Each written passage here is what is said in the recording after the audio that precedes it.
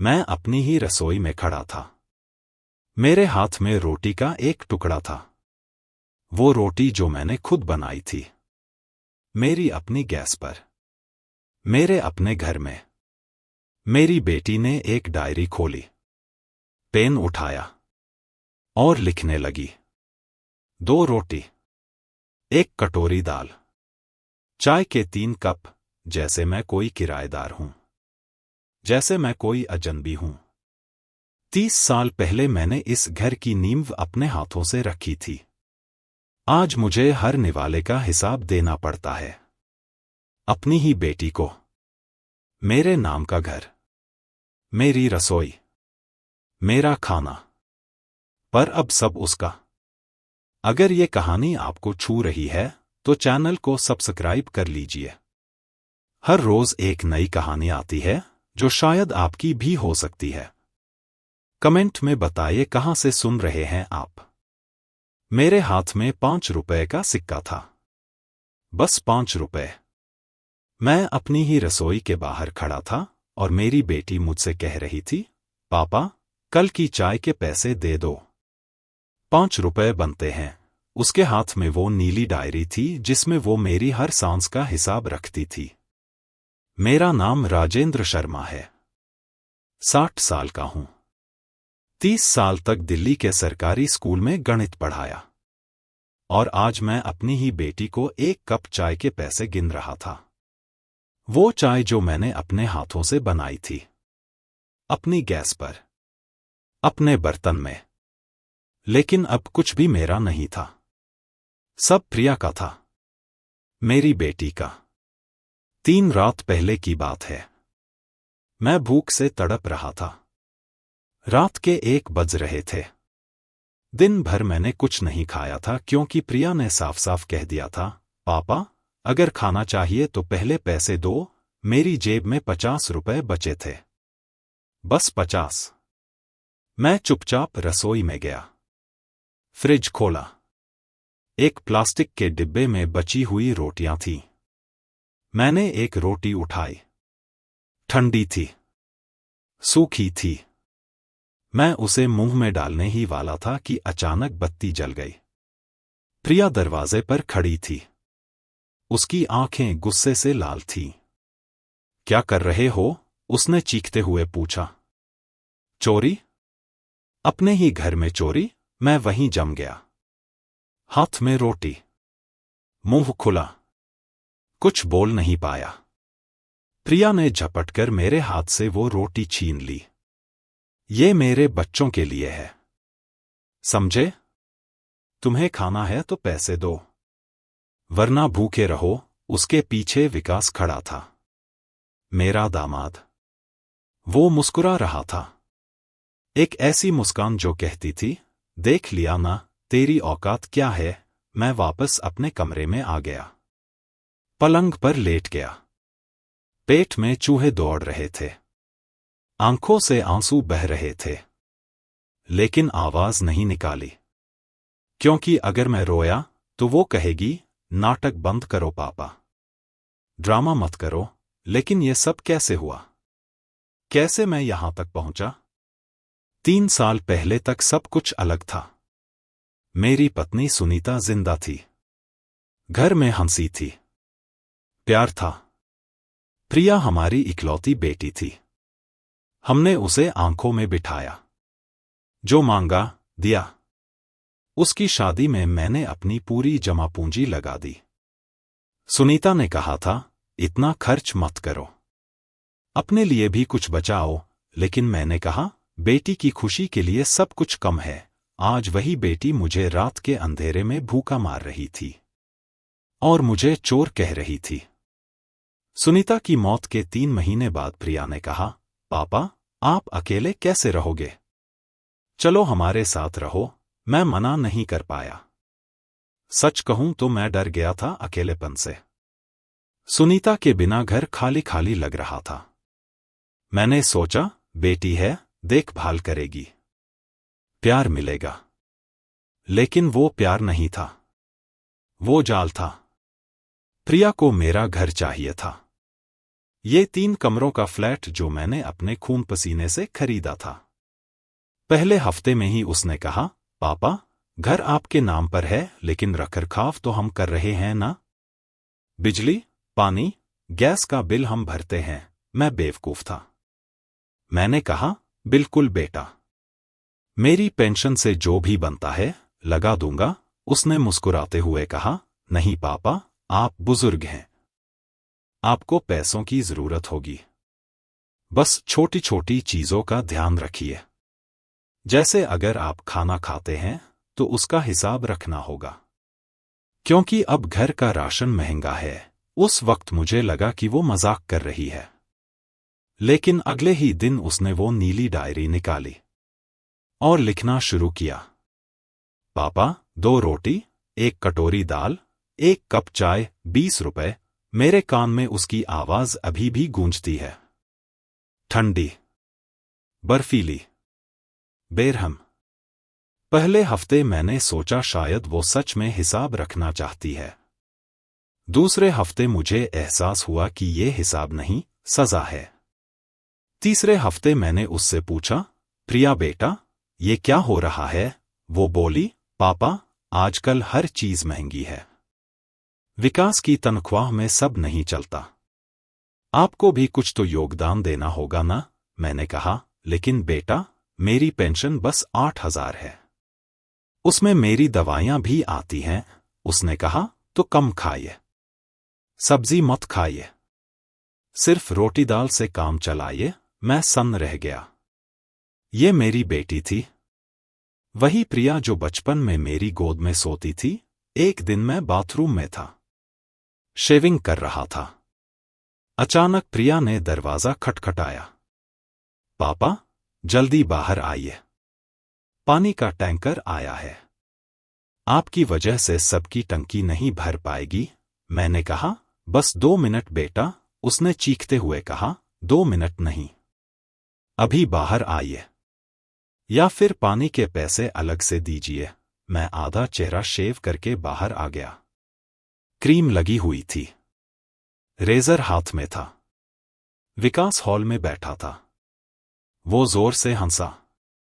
देखो, Santa Claus आ गए। प्रिया भी हंस पड़ी। मैं अपमान से सिर झुकाकर वापस बाथरूम में चला गया। शीशे में अपना चेहरा देखा।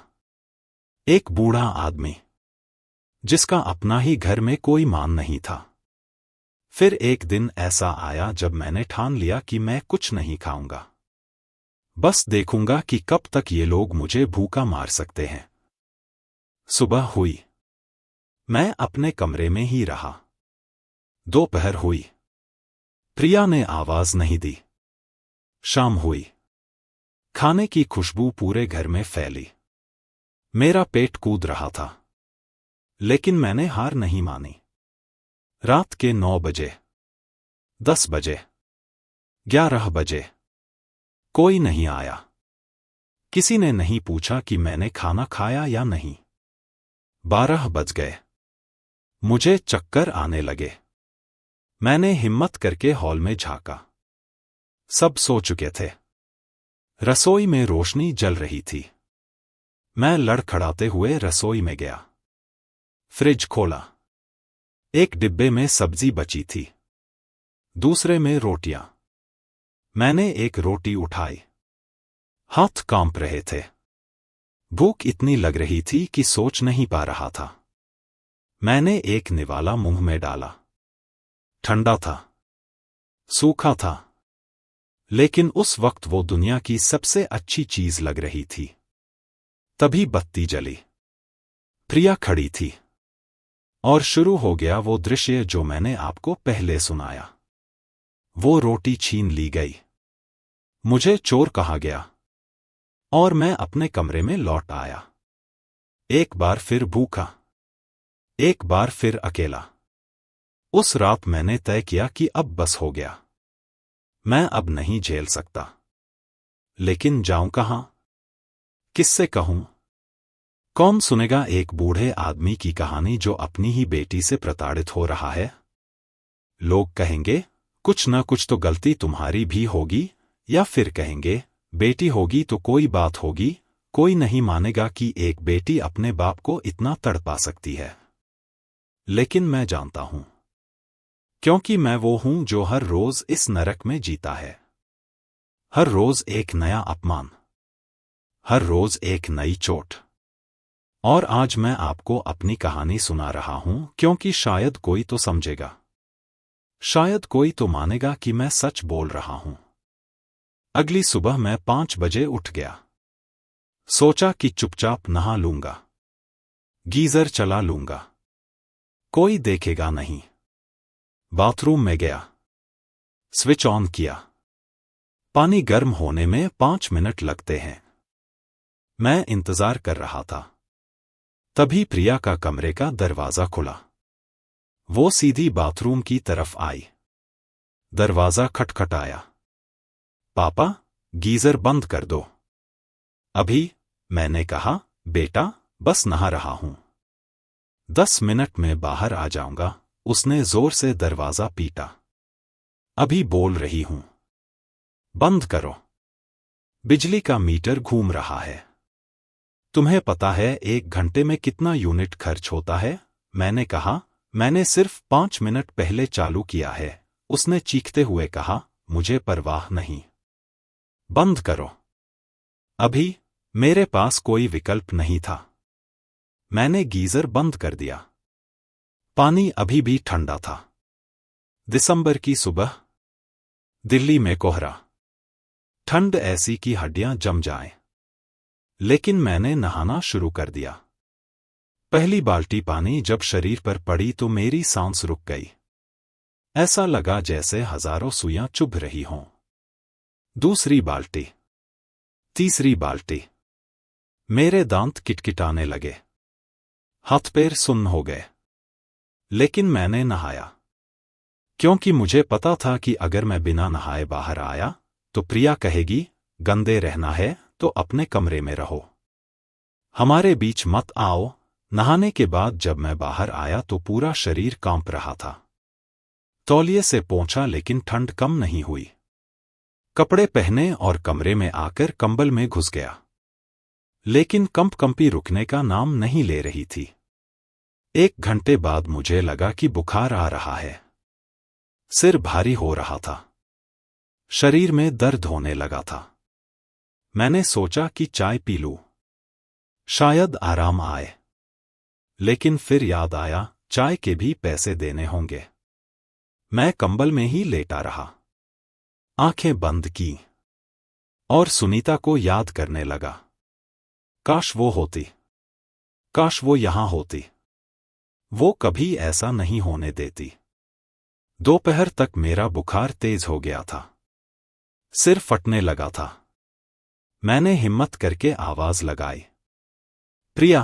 कोई जवाब नहीं आया। मैंने फिर आवाज लगाई, बेटा प्रिया। तब विकास आया। दरवाजे पर खड़ा होकर बोला, क्या चाहिए पापा जी? मैंने कहा, बेटा, तबीयत बहुत खराब है, बुखार है, 1 गिलास पानी दे दो। उसने कहा, पानी तो रसोई में रखा है, उठकर ले लो ना। मैंने कहा, विकास बेटा, उठने में तकलीफ हो रही है। उसने मुझे ऊपर से नीचे तक देखा, जैसे मैं कोई बोझ हूं। फिर बोला, आप इतने कमजोर नहीं हो, चल सकते हो, खुद जाकर पानी ले लो। और वो चला गया। मैं बिस्तर से उठने की कोशिश की। पैर जमीन पर रखे तो चक्कर आया। किसी तरह सहारा लेकर खड़ा हुआ। दीवार का सहारा लेते हुए हॉल तक पहुंचा। रसोई तक जाने में 5 मिनट लग गए। जगह यही थी, लेकिन आज वो दूरी 1 मील जैसी लग रही थी। रसोई में जाकर मैंने पानी की बोतल उठाई। हाथ इतने कांप रहे थे कि गिलास में पानी डालते वक्त आधा फर्श पर गिर गया। पानी पिया। ठंडा था। गले से नीचे जाते हुए दर्द हुआ। वापस अपने कमरे में आया। पलंग पर गिर पड़ा। सांस फूल रही थी। ऐसा लग रहा था जैसे मैंने कोई पहाड़ चढ़ा हो। शाम को प्रिया मेरे कमरे में आई। मेरा माथा छुआ। पापा, बुखार बहुत तेज है। दवाई ली? मैंने कहा, नहीं बेटा, घर में कोई दवाई नहीं है। उसने गहरी सांस ली, जैसे मैंने कोई बहुत बड़ी परेशानी खड़ी कर दी हो। तो अब मैं क्या करूं? मेडिकल तक जाना पड़ेगा। आज रविवार है, सब बंद होगा। मैंने कहा, बेटा, बुखार बहुत है। क्या तुम पड़ोस में किसी से एक पैरासिटामोल मांग सकती हो? वो बोली, पापा, मुझे शर्म आती है। बार बार पड़ोसियों से मांगना अच्छा नहीं लगता। कल सुबह खुद चली जाना केमिस्ट पर। मैंने याचना की, प्रिया, प्लीज। मैं अकेले नहीं जा सकता इस हालत में। उसने मेरी तरफ ऐसे देखा जैसे मैं उससे कोई पहाड़ उठाने को कह रहा हूं। फिर झल्लाती हुई बाहर गई। 15 मिनट बाद वापस आई। हाथ में एक गोली थी। उसने वो गोली मेरी तरफ फेंक दी। मैंने उसे हवा में पकड़ा। प्रिया बोली, लो, खा लो। और सुनो, ये गोली पड़ोसी ने दी है। मैंने उसे 5 रुपए दिए हैं। कल सुबह वापस कर देना मुझे। मैं सुनकर पत्थर हो गया। 5 रुपए। एक गोली के 5 रुपए। मेरी अपनी बेटी। वो बेटी जिसके लिए मैंने लाखों खर्च किए, आज मुझसे 5 रुपए मांग रही थी। एक पैरासिटामोल की गोली के 5 रुपए। मैंने कांपते हाथों से वो गोली उठाई, पानी के साथ निगल ली। प्रिया जाने लगी तो मैंने हिम्मत करके पूछा, बेटा, एक बात पूछूं? वो रुकी। पूछो। मैंने कहा, क्या मैं सचमुच इतना बुरा पिता था? क्या मैंने तुम्हारे साथ कभी कुछ गलत किया? वो एक पल के लिए चुप रही। फिर बोली, पापा, आप बुरे नहीं हो, लेकिन अब हालात बदल गए हैं। हम भी परेशान हैं। विकास की तनख्वाह कम है, बच्चों की फीस है, घर का किराया है। मैंने कहा, लेकिन बेटा, ये तो मेरा घर है। कौन सा किराया? वो बोली, हाँ, घर आपका है, लेकिन रखरखाव हमारा है। बिजली, पानी, गैस, सब हम भरते हैं। आप भी तो कुछ देंगे ना? मैं कुछ नहीं बोल पाया। वो चली गई। मैं अंधेरे में लेटा रहा। उस रात मुझे नींद नहीं आई। बुखार था, लेकिन नींद से ज्यादा दर्द मन में था।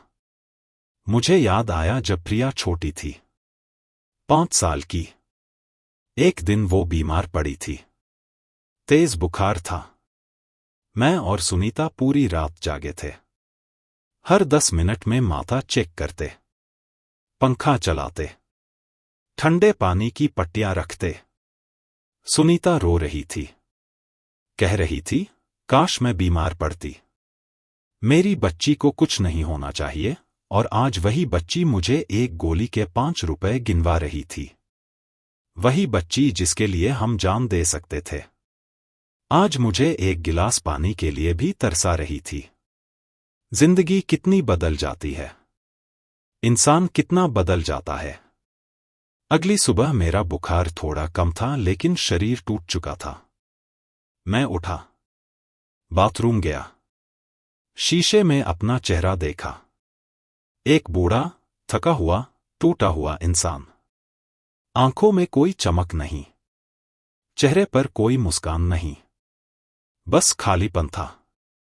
मैंने खुद से पूछा, राजेंद्र, तू यहां तक कैसे पहुंचा? तूने क्या गलती की? लेकिन कोई जवाब नहीं मिला। शायद कोई गलती नहीं थी, शायद बस किस्मत खराब थी। शायद मैंने गलत इंसान को अपनी बेटी समझ लिया था। शायद प्रिया कभी मेरी बेटी थी ही नहीं। शायद वो हमेशा से ऐसी ही थी, सिर्फ सुनीता की मौजूदगी में छुपी हुई थी। मैं रसोई में गया, सोचा कि खुद ही कुछ बना लूं, कम से कम मांगना तो नहीं पड़ेगा। फ्रिज खोला, कुछ सब्जियां थीं, आलू, प्याज। मैंने एक आलू उठाया, छीलने लगा। तभी प्रिया आई। पापा, क्या कर रहे हो? मैंने कहा, खाना बना रहा हूं बेटा। उसने कहा, वो आलू मैंने सब्जी के लिए रखा था, अपना खुद से लाओ। मैंने कहा, बेटा, मैं बीमार था, बाहर नहीं जा सका।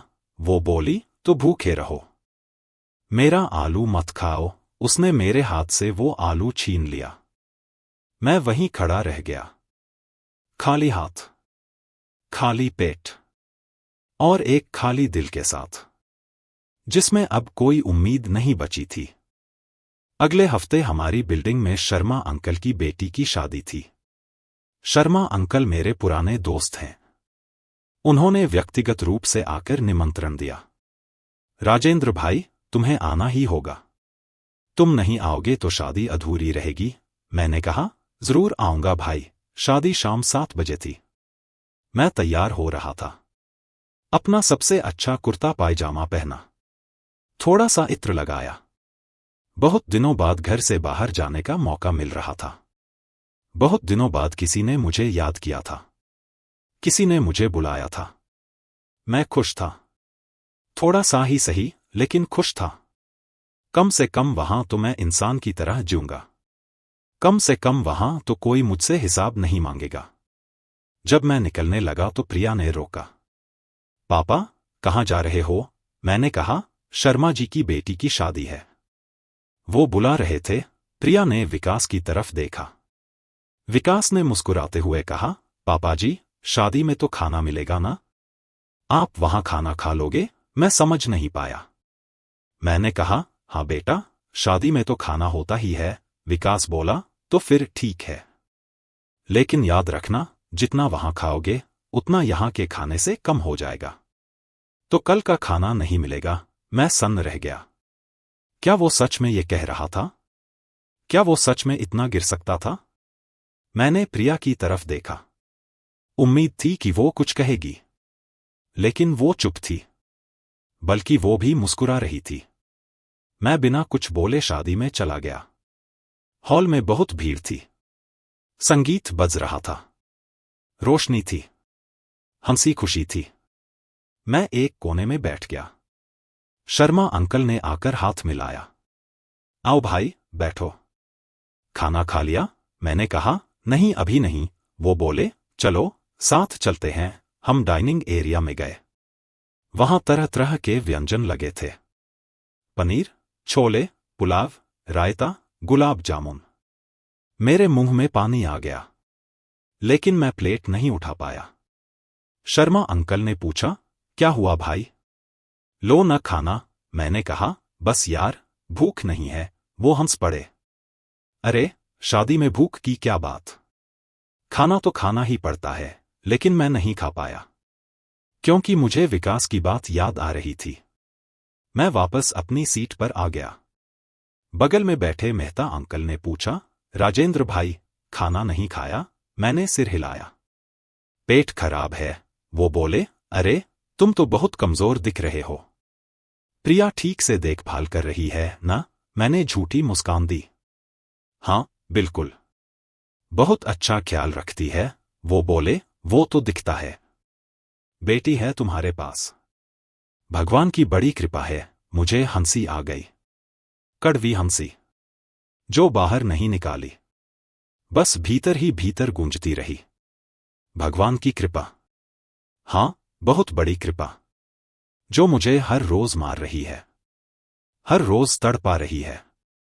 थोड़ी देर बाद शर्मा अंकल की पत्नी आई। उनके हाथ में प्लेट थी, उसमें गुलाब जामुन थे। राजेंद्र जी, ये लीजिए, आपके लिए खास मंगवाए हैं। मैंने मना किया। नहीं भाभी जी, मुझे नहीं चाहिए। वो बोली, अरे, बस 2 तो हैं, खा लीजिए। उन्होंने वो प्लेट मेरे हाथ में रख दी और चली गईं। मैं उस प्लेट को देखता रहा। 2 गुलाब जामुन, मीठे, नर्म, चाशनी में डूबे हुए। मेरा मन कर रहा था कि खा लूं, लेकिन मैं नहीं खा पाया, क्योंकि मुझे डर लग रहा था। डर कि कहीं प्रिया को पता चल गया तो वो कल का खाना नहीं देगी। मैंने वो प्लेट एक टेबल पर रख दी और वहां से चला आया। एक शादी में, जहां सैकड़ों लोग खा पी रहे थे, मैं भूखा वापस घर लौट रहा था। घर पहुंचा तो प्रिया दरवाजे पर खड़ी थी, जैसे मेरा इंतजार कर रही हो। पापा, खाना खाया? मैंने कहा, नहीं बेटा। वो बोली, क्यों? शादी में इतना खाना था। मैंने कहा, पेट खराब था। नहीं खाया। उसने मेरी आंखों में देखा, जैसे जांच रही हो कि मैं झूठ बोल रहा हूं या सच। फिर बोली, ठीक है, कल सुबह का नाश्ता मिलेगा, और वो अंदर चली गई। मैं अपने कमरे में आया, पलंग पर बैठ गया। पेट में चूहे दौड़ रहे थे, मुंह सूख रहा था, लेकिन मैं खुश था। कम से कम कल का खाना तो मिलेगा।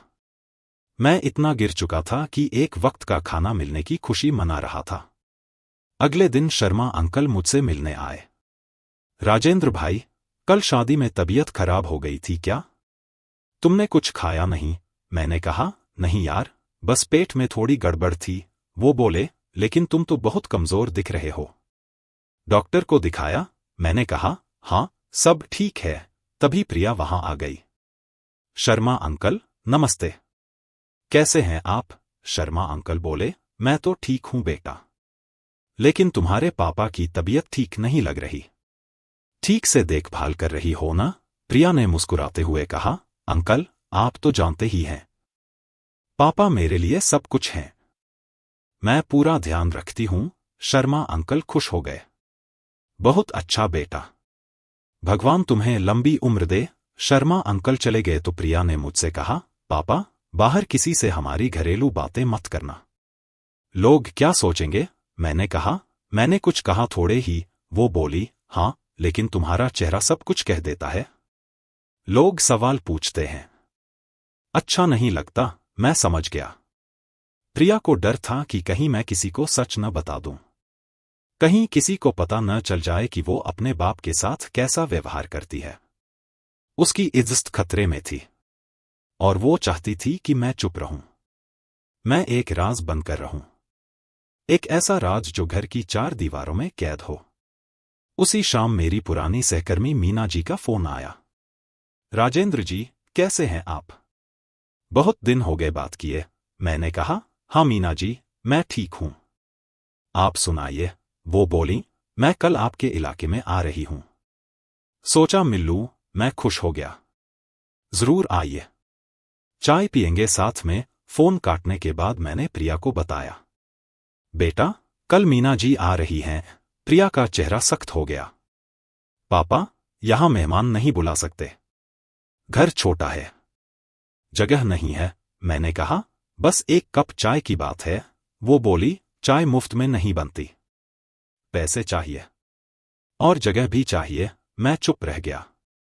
मैंने मीना जी को फोन किया। मीना जी, कल थोड़ी दिक्कत है, किसी और दिन आ सकती हैं? उन्होंने पूछा, क्या हुआ? सब ठीक तो है? मैंने कहा, हाँ, बस घर में थोड़े काम चल रहे हैं। वो चुप रहीं। फिर बोली, राजेंद्र जी, अगर कोई परेशानी है तो बताइए, मैं समझ सकती हूं। मैंने कहा, नहीं नहीं, सब ठीक है, बस काम है। फोन काटने के बाद मुझे बहुत बुरा लगा। मीना जी अच्छी इंसान है, उन्होंने मदद की पेशकश की, लेकिन मैं अपनी बेटी की बेइज्जती नहीं करवा सकता था। मैं अपने परिवार का राज बाहर नहीं ले जा सकता था। मैं इस नरक में तो फंसा ही था, किसी और को क्यों घसीटता? उस रात मैं छत पर गया। ठंडी हवा चल रही थी, दिल्ली की स्काईलाइन दिख रही थी। लाखों रोशनियां, लाखों घर, लाखों परिवार। मैंने सोचा, क्या उन घरों में भी कोई ऐसा होगा जैसा मैं हूं? कोई बूढ़ा पिता जो अपने ही घर में कैदी हो, कोई बाप जो अपनी बेटी से डरता हो। शायद हो, शायद ना हो, लेकिन वो भी मेरी तरह चुप होंगे। वो भी शर्म से अपना दर्द छुपा रहे होंगे, क्योंकि समाज ने हमें यही सिखाया है, परिवार के मामले परिवार में रहने चाहिए। बाहर वाले क्या जाने, बाहर वाले क्या समझे, इसलिए हम चुप रहते हैं, और चुप रहते रहते मर जाते हैं, धीरे धीरे, हर रोज थोड़ा थोड़ा, जब तक पूरी तरह खत्म नहीं हो जाते। अगले महीने मेरे एक पुराने छात्र की शादी थी। अमित बहुत होशियार लड़का था। मैंने उसे 10वीं में पढ़ाया था। अब वो एक बड़ी कंपनी में इंजीनियर था। उसने व्यक्तिगत रूप से आकर निमंत्रण दिया। सर, आप नहीं आएंगे तो मेरी शादी अधूरी रहेगी। आपने ही तो मुझे इस काबिल बनाया। मेरी आंखों में आंसू आ गए। कम से कम कोई तो था जो मुझे याद करता था। कोई तो था जो मुझे सम्मान देता था। मैंने कहा, जरूर आऊंगा बेटा। शादी गुड़गांव में थी, एक बड़े होटल में। मुझे वहां जाने के लिए टैक्सी करनी होगी। खर्चा आएगा, लेकिन मैं तय कर चुका था। मैं जाऊंगा, चाहे जो हो जाए। शादी वाले दिन मैं तैयार हो रहा था। अपने पुराने सूट प्रेस करवाए, जूते पॉलिश किए, थोड़ा सा परफ्यूम लगाया। आईने में देखा तो खुद को पहचान नहीं पाया। बहुत दिनों बाद मैं इंसान जैसा दिख रहा था, घर के कैदी जैसा नहीं। मैं बाहर निकलने लगा तो प्रिया ने रोका। पापा, इतने सज-धज कर कहां जा रहे हो? मैंने कहा, अमित की शादी है।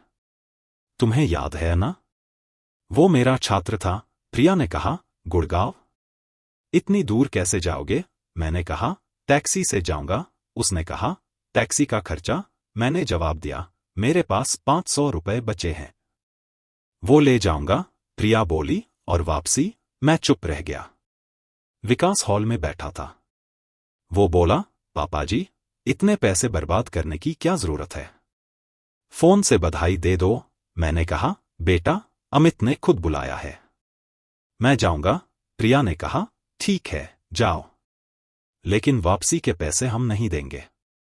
और हां, वहां खाना खाओगे तो यहां का खाना नहीं मिलेगा। मैं बिना कुछ बोले घर से निकल गया। सीढ़ियां उतरते हुए मेरे पैर कांप रहे थे। मन में डर था, वापस कैसे आऊंगा? लेकिन मैं रुका नहीं। मैं जाना चाहता था। कम से कम एक दिन तो इज्जत से जीना चाहता था। कम से कम एक दिन तो राजेंद्र सर बनना चाहता था। घर के बोझ वाले राजेंद्र नहीं। शादी बहुत शानदार थी। बड़ा हॉल, सैकड़ों मेहमान। जब मैं पहुंचा तो अमित दौड़कर आया। सर, आप आ गए।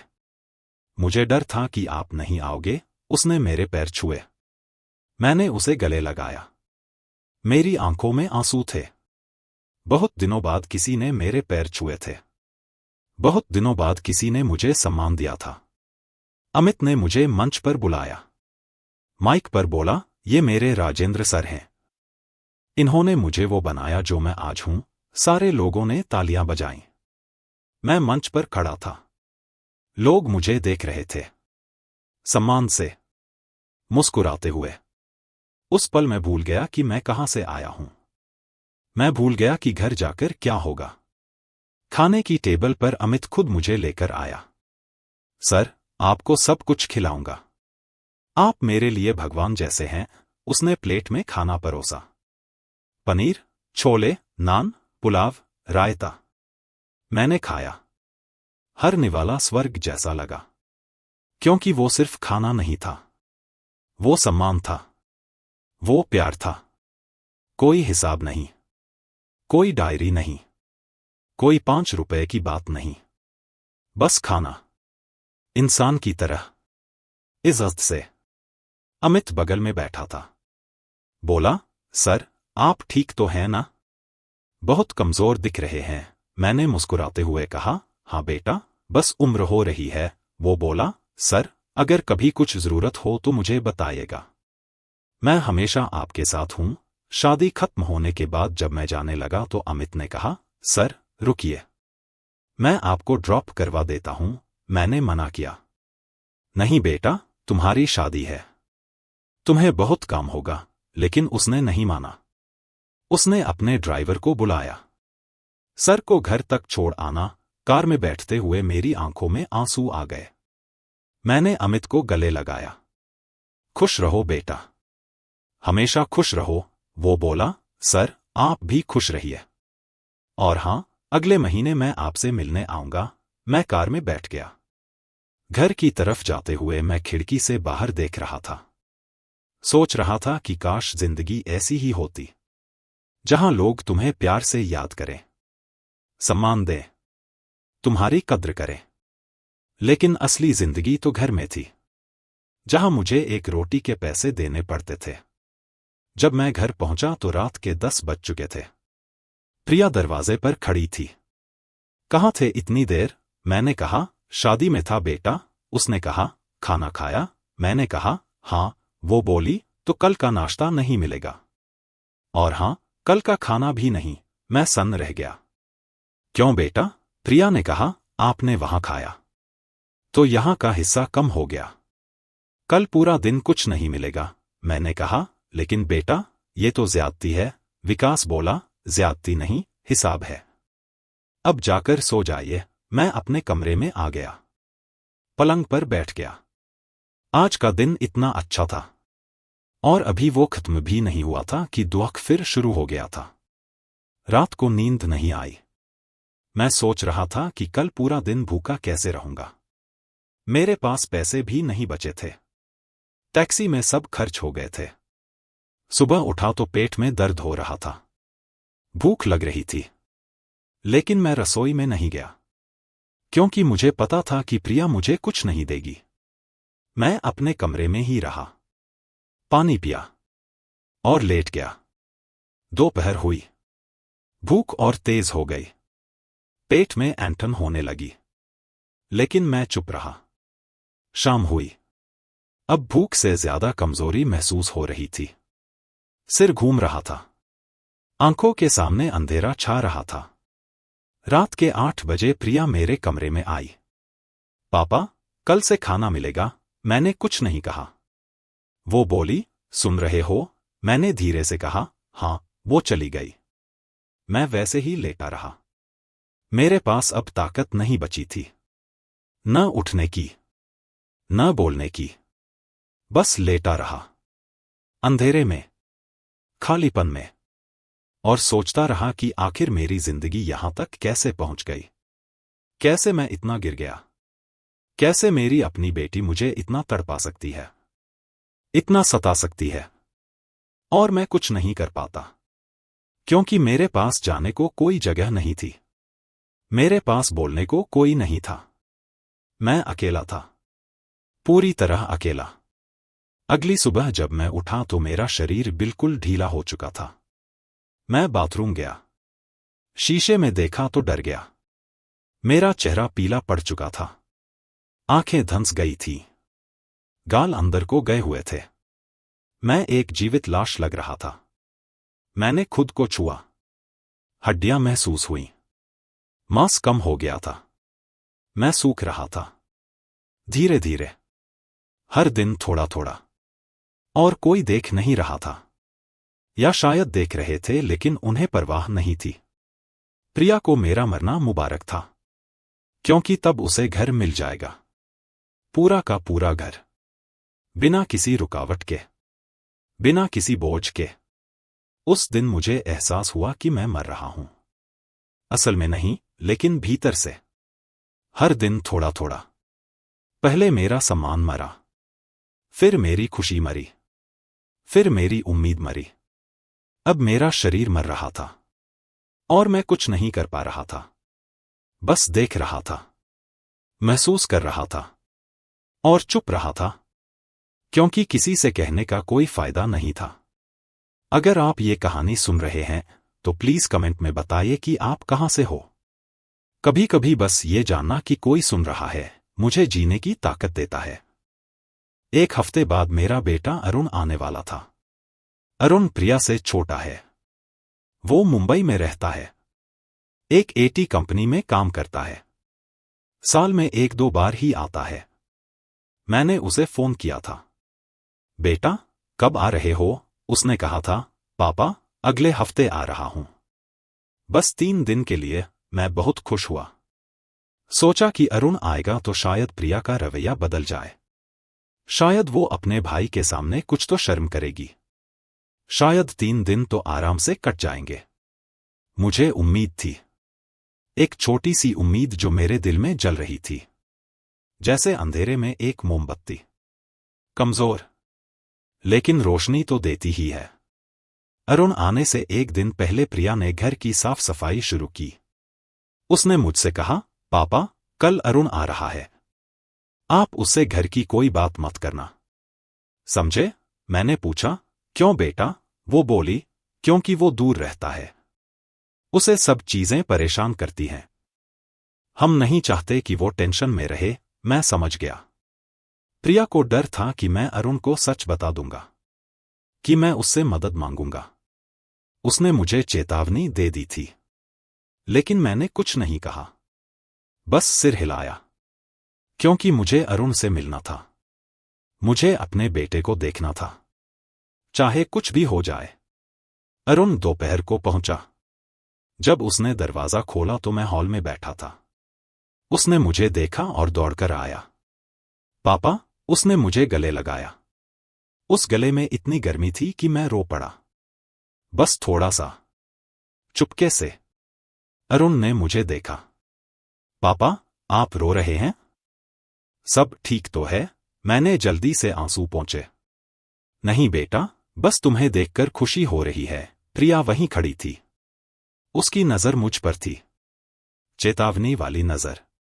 मैंने अरुण से कहा, आओ बेटा, बैठो। कैसे हो? काम कैसा चल रहा है? अरुण बैठ गया। बोला, सब बढ़िया है पापा। आप कैसे हैं? बहुत कमजोर दिख रहे हैं। मैं कुछ बोलता उससे पहले प्रिया बोल पड़ी। अरुण, पापा को थोड़ा बुखार था पिछले हफ्ते। बस उसी की वजह से कमजोर हो गए हैं। अब ठीक है। अरुण ने मुझसे पूछा, पापा, डॉक्टर को दिखाया? मैंने कहा, हाँ बेटा। झूठ बोला, क्योंकि प्रिया की नजर मुझ पर थी। विकास भी वहीं था। सब मुझे देख रहे थे, जैसे मैं कोई गवाही दे रहा हूं कोर्ट में, जहां सच बोलने की सजा मौत है। अरुण ने फिर पूछा, दवाई ले रहे हैं ना? मैंने कहा, हाँ बेटा, सब ले रहा हूं। एक और झूठ। पहले झूठ के ऊपर झूठों का एक पहाड़, जो मेरे सीने पर रखा जा रहा था। शाम को हम सब साथ बैठे थे। अरुण बच्चों के साथ खेल रहा था। प्रिया खाना बना रही थी। मैं एक कोने में बैठा था, चुपचाप। अरुण ने मुझे देखा।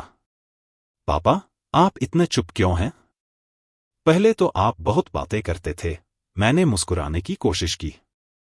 बस यार, उम्र हो गई, अब ज्यादा बात करने का मन नहीं करता। अरुण उठकर मेरे पास आया, मेरे बगल में बैठ गया।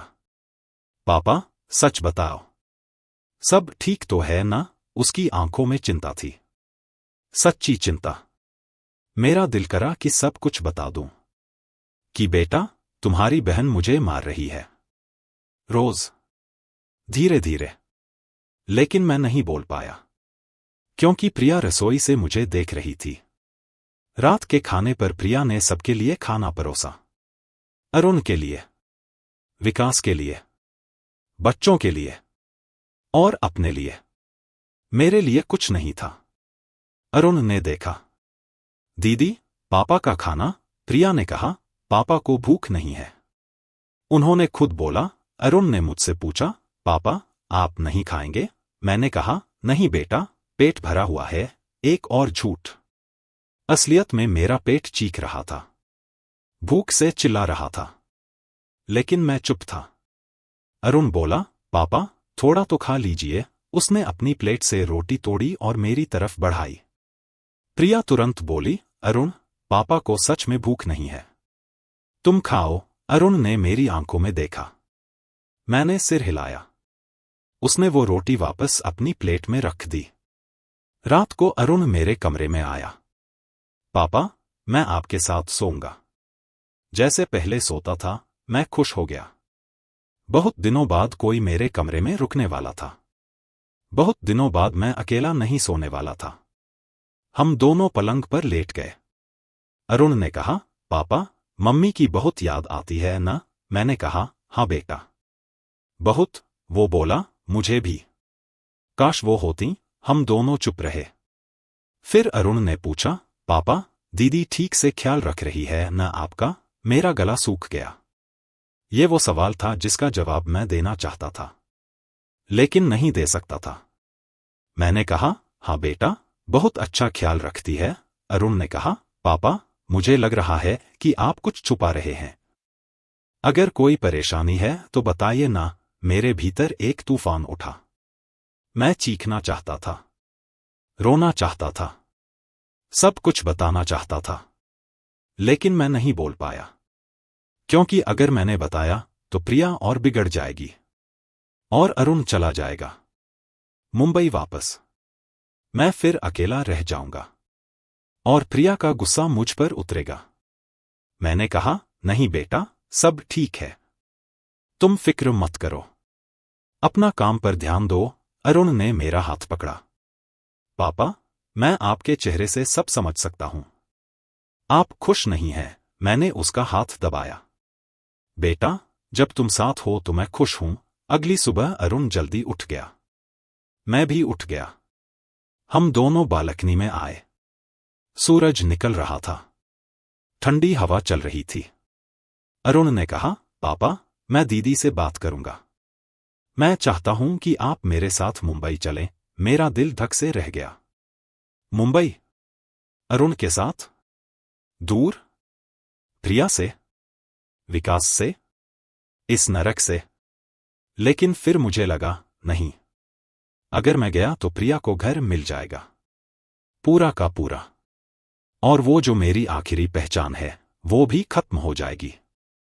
मैंने कहा, नहीं बेटा, मैं यहीं ठीक हूं, ये मेरा घर है, मैं यहीं रहूंगा। अरुण ने कहा, लेकिन पापा, मैंने उसे बीच में रोक दिया। बस बेटा, मैं यहीं रहूंगा। तीसरे दिन अरुण जाने वाला था। सुबह वो अपना बैग पैक कर रहा था। मैं दरवाजे पर खड़ा था, उसे जाते हुए देख रहा था। मेरा दिल बैठा जा रहा था, वो चला जाएगा और मैं फिर अकेला रह जाऊंगा। अरुण ने बैग उठाया, मेरे पास आया, मुझे गले लगाया। पापा, ख्याल रखिएगा, मैं जल्दी आऊंगा। मैंने उसे कसकर पकड़ लिया, बहुत कसकर, जैसे अगर मैंने छोड़ा तो वो हमेशा के लिए चला जाएगा। अरुण ने कहा, पापा, आप ठीक तो हैं? मैंने कहा, हाँ बेटा, बस तुम्हें जाते देखकर दिल भारी हो रहा है। उसने मेरा माथा चूमा। मैं हर महीने फोन करूंगा। और वो चला गया, सीढ़ियां उतर गया, गायब हो गया। मैं दरवाजे पर खड़ा रहा, बहुत देर तक, जब तक प्रिया ने नहीं कहा, पापा, अंदर आइए, दरवाजा बंद करना है। अरुण के जाने के बाद सब कुछ पहले जैसा हो गया। उसी शाम प्रिया ने मुझसे कहा, पापा, अरुण के सामने आपने अच्छा किया जो कुछ नहीं बोले, वरना वो परेशान हो जाता। मैंने कुछ नहीं कहा। विकास बोला, और पापा जी, अब अरुण जा चुका है तो सब कुछ पहले जैसा। मैं समझ गया। 3 दिन की राहत खत्म हो गई थी। अब फिर वही हिसाब किताब, वही डायरी, वही अपमान। मैं अपने कमरे में आ गया, पलंग पर बैठ गया। अरुण की खुशबू अभी भी तकिए पर थी। मैंने वो तकिया उठाया, चेहरे पर रखा और रो पड़ा, जोर जोर से, क्योंकि अब कोई सुनने वाला नहीं था। अब मैं फिर अकेला था, बिल्कुल अकेला। और मुझे पता था कि अरुण अगली बार कब आएगा ये भी पता नहीं। शायद 6 महीने बाद, शायद साल भर बाद, और तब तक मैं जिंदा भी रहूंगा या नहीं ये भी पता नहीं। अरुण के जाने के 1 हफ्ते बाद की बात है। मैं अपने कमरे में था, रात के 11 बज रहे थे। मुझे नींद नहीं आ रही थी, पेट में दर्द हो रहा था। दिन भर मैंने बस एक रोटी खाई थी, पानी पिया था, बस। तभी मैंने प्रिया और विकास की आवाजें सुनी। वो अपने कमरे में बात कर रहे थे। आवाजें साफ आ रही थीं क्योंकि उनके कमरे का दरवाजा थोड़ा खुला था। पहले तो मैंने ध्यान नहीं दिया, लेकिन फिर मुझे अपना नाम सुनाई दिया। पापा शब्द सुनकर मेरे कान खड़े हो गए। मैं चुपचाप उठा, दरवाजे के पास गया और सुनने लगा। विकास बोल रहा था, अब तो बस खत्म ही हो जाए, कब तक इंतजार करें? प्रिया ने कहा, धीरज रखो, बूढ़े हैं, ज्यादा दिन नहीं चलेंगे। मेरा दिल धक से रह गया। वो मेरी मौत की बात कर रहे थे, जैसे किसी चीज का इंतजार कर रहे हों। विकास बोला, लेकिन तब तक हमें यहां रहना पड़ेगा। मैं चाहता हूं कि हम अपना घर खरीदें। ग्रेटर नोएडा में एक अच्छा फ्लैट देखा था। प्रिया ने कहा, हाँ, मुझे भी पसंद आया था। लेकिन पैसे कहाँ से आएंगे? विकास ने कहा, यही तो। जब तक पापाजी रहेंगे, तब तक ये घर बेच नहीं सकते। और इस घर की कीमत कम से कम 1 करोड़ है। प्रिया बोली, मुझे पता है। मेरे पैरों तले जमीन खिसक गई। मैं दीवार का सहारा लेकर खड़ा रहा। वो मेरे घर को बेचने की बात कर रहे थे। उस घर को जो मैंने 30 साल की मेहनत से बनाया था, जिसकी एक एक ईंट में मेरा पसीना था, मेरा खून था। और वो बस मेरे मरने का इंतजार कर रहे थे, ताकि वो इसे बेच सकें। विकास फिर बोला, कितनी देर और? मैं थक गया हूं इस इंतजार से। प्रिया ने कहा, ज्यादा नहीं। देखो ना कैसे सूख रहे हैं। खाना भी ठीक से नहीं खा रहे। बस कुछ महीने और। उसकी आवाज में कोई दुख नहीं था, कोई अफसोस नहीं था। बस एक ठंडी गणना थी, एक व्यापार था। मैं वापस अपने पलंग पर आ गया, लेकिन लेटा नहीं, बस बैठा रहा, सन्न, स्तब्ध। मेरी अपनी बेटी, जिसे मैंने अपनी गोद में पाला, जिसके लिए मैंने अपनी जवानी खपा दी, जिसे मैंने हर खुशी दी, वो मेरी मौत का इंतजार कर रही थी। वो चाहती थी कि मैं मर जाऊं जल्दी, ताकि उसे पैसे मिल जाएं, ताकि उसे घर मिल जाए। मैं रोना चाहता था, चीखना चाहता था, लेकिन आवाज नहीं निकली। बस आंसू बहते रहे, चुपचाप, धीरे धीरे, जैसे मेरी जिंदगी बह रही हो, एक एक बूंद, अंधेरे में, किसी को दिखे बिना। उस रात मुझे बिल्कुल नींद नहीं आई। मैं बस सोचता रहा, क्या यह सच में मेरी बेटी है? क्या सुनीता की बेटी ऐसी हो सकती है? फिर मुझे याद आया, सुनीता ने एक बार कहा था, बहुत साल पहले, राजेंद्र, प्रिया में कुछ अलग है। वो बाकी बच्चों जैसी नहीं है। मैंने पूछा था, क्या मतलब? सुनीता ने कहा था, वो सिर्फ अपने बारे में सोचती है, दूसरों की परवाह नहीं करती। मैंने हंसकर कहा था, अरे बच्ची है, बड़ी होकर ठीक हो जाएगी। सुनीता चुप हो गई थी, लेकिन उसकी आंखों में एक डर था।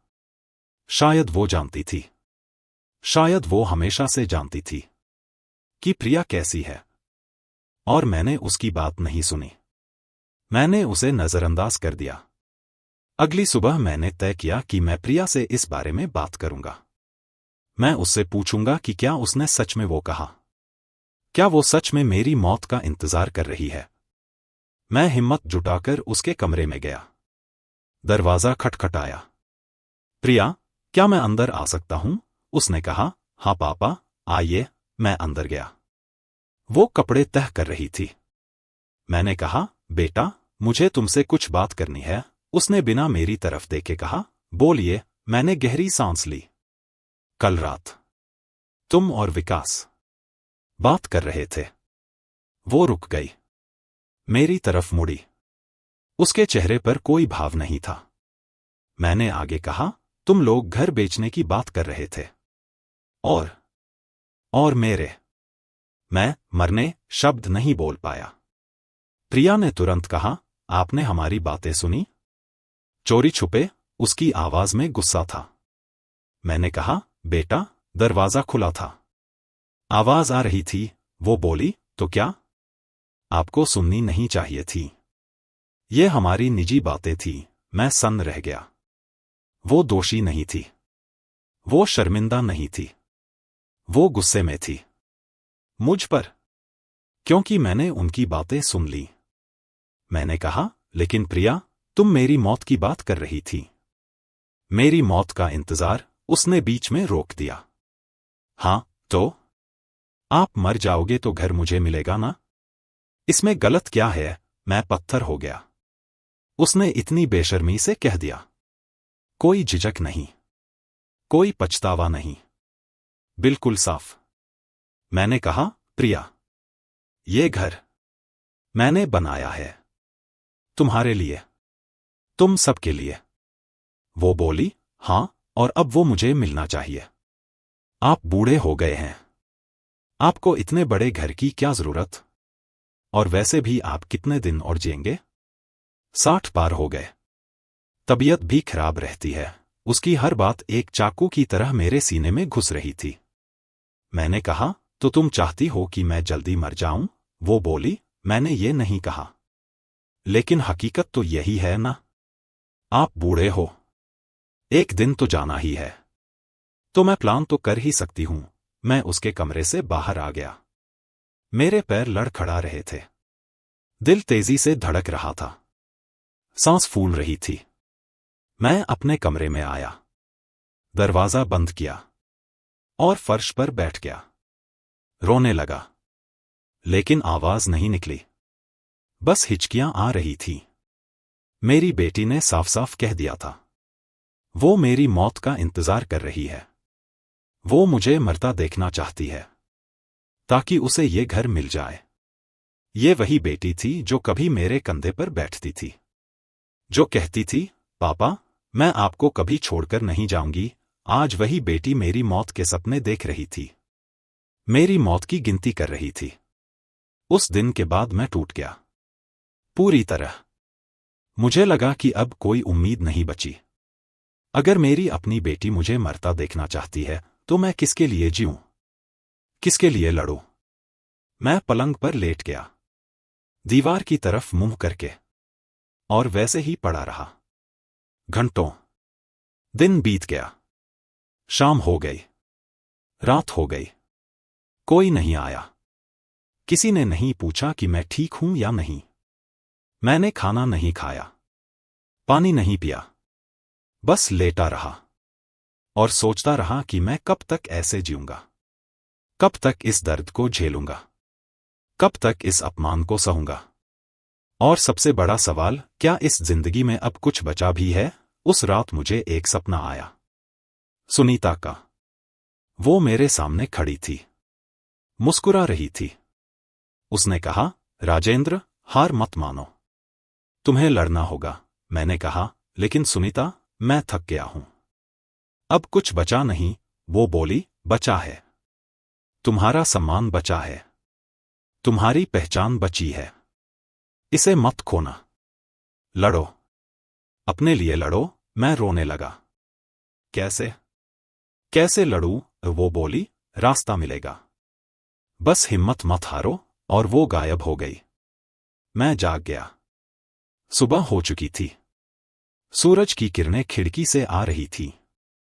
मैंने खुद से कहा, शायद सुनीता सही कह रही थी। शायद मुझे लड़ना चाहिए। शायद अभी खेल खत्म नहीं हुआ है। शायद अभी भी कोई रास्ता है। और उसी दिन मैंने तय किया कि मैं हार नहीं मानूंगा। मैं लड़ूंगा। अपने लिए, अपने सम्मान के लिए, अपनी जिंदगी के लिए। अगले दिन सुबह मैंने फैसला किया कि मैं प्रिया से फिर बात करूंगा। लेकिन इस बार अलग तरीके से। इस बार मैं कमजोर नहीं दिखूंगा। इस बार मैं सवाल करूंगा। मैं हॉल में गया। प्रिया और विकास दोनों वहां थे। बच्चे स्कूल गए हुए थे। मैंने कहा, प्रिया, विकास, मुझे तुम दोनों से बात करनी है। प्रिया ने ऊपर देखा। क्या बात है पापा? मैंने गहरी सांस ली। मैं इस घर का मालिक हूं। ये मेरा घर है। और मैं अपने ही घर में इस तरह नहीं रह सकता। विकास मुस्कुराया, एक कड़वी मुस्कान। पापा जी, घर आपका हो सकता है, लेकिन खर्चा तो हमारा है ना? मैंने कहा, मैं भी देता हूं। मेरी पेंशन से जो बन पड़ता है। प्रिया बोली, पापा, 8,000 रुपए? इस घर का खर्चा 30,000 से ऊपर है। आप क्या देते हैं? मैंने कहा, तो इसका मतलब ये नहीं कि तुम मुझे भूखा मारो। मुझे हर चीज के पैसे गिनवाओ। मैं तुम्हारा बाप हूं, किराएदार नहीं। विकास खड़ा हो गया। पापा जी, बाप हैं तो बाप जैसा बर्ताव कीजिए। हमें सपोर्ट कीजिए, न कि हम पर बोझ बनिए। मेरे हाथ मुट्ठी बंधे। बोझ? मैं बोझ हूं? प्रिया बोली, हां पापा। सच कहूं तो हां। आप कमाते नहीं, बस खर्च होते हैं। तो बोझ ही तो हुए ना? मेरे सीने में दर्द हुआ, जैसे किसी ने छुरा घोंप दिया हो। मैंने कहा, प्रिया, मैंने तुम्हारी परवरिश की, तुम्हें पढ़ाया, तुम्हारी शादी की, सब कुछ दिया। वो बोली, हाँ, और मैं आभारी हूं। लेकिन अब मेरी भी जिम्मेदारियां हैं। मेरे बच्चे हैं, मेरा घर है, मैं सबको नहीं संभाल सकती। मैंने कहा, तो तुम क्या चाहती हो? विकास बोला, पापा जी, एक सुझाव है। दिल्ली में बहुत अच्छे ओल्ड एज होम हैं। वहां आपकी उम्र के लोग रहते हैं। आपको अकेला भी नहीं लगेगा। मेरा दिल बैठ गया। Old age home? वो मुझे बाहर निकालना चाहते थे, अपने ही घर से। मैंने कहा, मैं कहीं नहीं जाऊंगा, ये मेरा घर है, मैं यहीं रहूंगा। प्रिया ने गहरी सांस ली। ठीक है पापा, तो फिर आपको हमारे हिसाब से चलना होगा। जो हम कहें वो करना होगा। और हां, अगर यहां रहना है तो पूरा योगदान देना होगा। मैंने पूछा, पूरा योगदान मतलब? विकास ने एक कागज निकाला। हमने हिसाब लगाया है, आपका हिस्सा 15,000 बनता है हर महीने। मैं चौंक गया। 15,000? लेकिन मेरी पेंशन तो 8,000 है। प्रिया बोली, तो बाकी का इंतजाम कीजिए, या फिर घर का कुछ हिस्सा हमारे नाम करिए, जिससे हम लोन ले सकें। अब मुझे सब समझ आ गया। वो मुझसे घर छीनना चाहते थे, किसी न किसी तरीके से। मैंने कहा, मैं कुछ नहीं करूंगा। न पैसे दूंगा जो मेरे पास हैं, नहीं, न घर अपने नाम से निकालूंगा। विकास का चेहरा लाल हो गया। तो फिर यहां कैसे रहोगे? हम तुम्हें मुफ्त में नहीं रख सकते। मैंने कहा, ये मेरा घर है, मुझे किसी की इजाजत नहीं चाहिए। प्रिया खड़ी हो गई। उसकी आंखों में आग थी। पापा, आप समझ नहीं रहे। घर कागज पर भले ही आपके नाम हो, लेकिन असल में यहां हम रहते हैं, हम चलाते हैं। और अगर आपको यहां रहना है तो हमारी शर्तों पर रहना होगा। मैं सन्न रह गया। मेरी अपनी बेटी मुझे धमका रही थी, अपने ही घर में। मैं अपने कमरे में वापस आ गया। हाथ कांप रहे थे, दिल तेजी से धड़क रहा था। मैं पलंग पर बैठ गया, सोचने लगा कि अब क्या करूं। वो मुझे घर से निकालना चाहते हैं या मुझसे घर छीनना चाहते हैं। दोनों ही सूरत में मैं हार जाऊंगा। मुझे कुछ करना होगा, लेकिन क्या? मैं किसके पास जाऊं, किससे मदद मांगूं? फिर मुझे याद आया, अरुण। मैं अरुण को फोन कर सकता हूं। मैंने फोन उठाया, नंबर मिलाया। 3 घंटे के बाद अरुण ने उठाया। हाँ पापा, मैंने कहा, बेटा, मुझे तुमसे बात करनी है। वो बोला, पापा, मैं मीटिंग में हूं, बाद में बात करते हैं। और फोन कट गया। मैं फोन हाथ में लिए बैठा रहा। वो भी व्यस्त था, उसके पास भी मेरे लिए वक्त नहीं था। शाम को प्रिया मेरे कमरे में आई। उसके हाथ में कुछ कागज थे। पापा, ये देखिए। उसने वो कागज मेरे सामने रखे। मैंने देखा, वो एक पावर ऑफ अटॉर्नी का फॉर्म था। ये क्या है? मैंने पूछा। प्रिया बोली, पापा, आप बूढ़े हो रहे हैं। कल को अगर आपको कुछ हो गया तो घर के काम कौन संभालेगा? बिजली का बिल, पानी का बिल, प्रॉपर्टी टैक्स। इसलिए ये पावर ऑफ अटॉर्नी साइन कर दीजिए, मैं सब संभाल लूंगी। मैंने कागज उठाकर पढ़ा। उसमें लिखा था कि मैं अपने घर से जुड़े सारे अधिकार प्रिया को दे रहा हूं। वो मेरी तरफ से कोई भी फैसला ले सकती है, यहां तक कि घर बेच भी सकती है। मैंने कहा, प्रिया, इसमें तो लिखा है कि तुम घर बेच सकती हो। वो बोली, हां, लेकिन मैं बेचूंगी नहीं। यह सिर्फ इमरजेंसी के लिए है। अगर आपको कुछ हो गया और पैसों की जरूरत पड़ी तो मैं तुरंत फैसला ले सकूं। मैंने कहा, नहीं, मैं ये साइन नहीं करूंगा। प्रिया का चेहरा सख्त हो गया। पापा, ये आपके भले के लिए है। मैंने कहा, नहीं, ये तुम्हारे भले के लिए है। तुम मुझसे मेरा घर छीनना चाहती हो। मैं बेवकूफ नहीं हूं। प्रिया ने वो कागज वापस उठाए। ठीक है, मत साइन करो, लेकिन याद रखना, यहां रहना मुश्किल हो जाएगा। और वो चली गई। मैं समझ गया, अब और मुश्किलें आने वाली थीं। अब और अपमान होने वाला था। उसी रात खाने का वक्त हुआ। मैं रसोई में गया। प्रिया ने सबके लिए खाना परोसा था, लेकिन मेरी थाली नहीं थी। मैंने पूछा, बेटा, मेरा खाना? प्रिया ने बिना देखे कहा, पापा, आज से नया नियम है। अगर आप घर के काम में सहयोग नहीं करेंगे तो खाना भी नहीं मिलेगा। मैं सन्न रह गया। क्या मतलब? विकास बोला, मतलब ये किया तो आप वो पावर ऑफ अटॉर्नी साइन करो, या फिर 15,000 रुपए हर महीने दो, वरना खाना नहीं। मैंने कहा, ये जुल्म है। मैं तुम्हारा बाप हूं। प्रिया ने थाली में खाना खाते हुए कहा, बाप हो तो बाप की तरह बर्ताव करो, हमें सपोर्ट करो, वरना सिर्फ खून का रिश्ता काम नहीं आता। मैं भूखा वापस अपने कमरे में आ गया। पलंग पर बैठ गया। सोचने लगा कि अब क्या होगा। वो मुझे तोड़ना चाहते हैं, मुझे इतना कमजोर करना चाहते हैं कि मैं हार मान जाऊं, कि मैं वो कागज साइन कर दूं, और फिर वो मेरा घर छीन लेंगे। सब कुछ खत्म हो जाएगा। मैं सोचने लगा कि क्या मुझे हार मान लेनी चाहिए? क्या मुझे बस साइन कर देना चाहिए और शांति से मर जाना चाहिए? क्योंकि लड़ने की ताकत अब नहीं बची थी, न शरीर में, न मन में। मैं टूट चुका था, पूरी तरह, और मुझे लग रहा था कि अब कोई रास्ता नहीं बचा। लेकिन फिर मेरी नजर अलमारी पर गई। वहां एक पुराना लिफाफा रखा था, भूरे रंग का। उसमें घर के कागज थे, घर का रजिस्ट्री, सुनीता की विल, बैंक के कागज। मैंने कभी उन्हें ध्यान से नहीं देखा था, क्योंकि जरूरत नहीं पड़ी थी। लेकिन अब शायद वक्त आ गया था। मैं उठा, अलमारी खोली, वो लिफाफा निकाला, खोला, और कागज देखने लगा। घर अभी भी मेरे नाम पर था।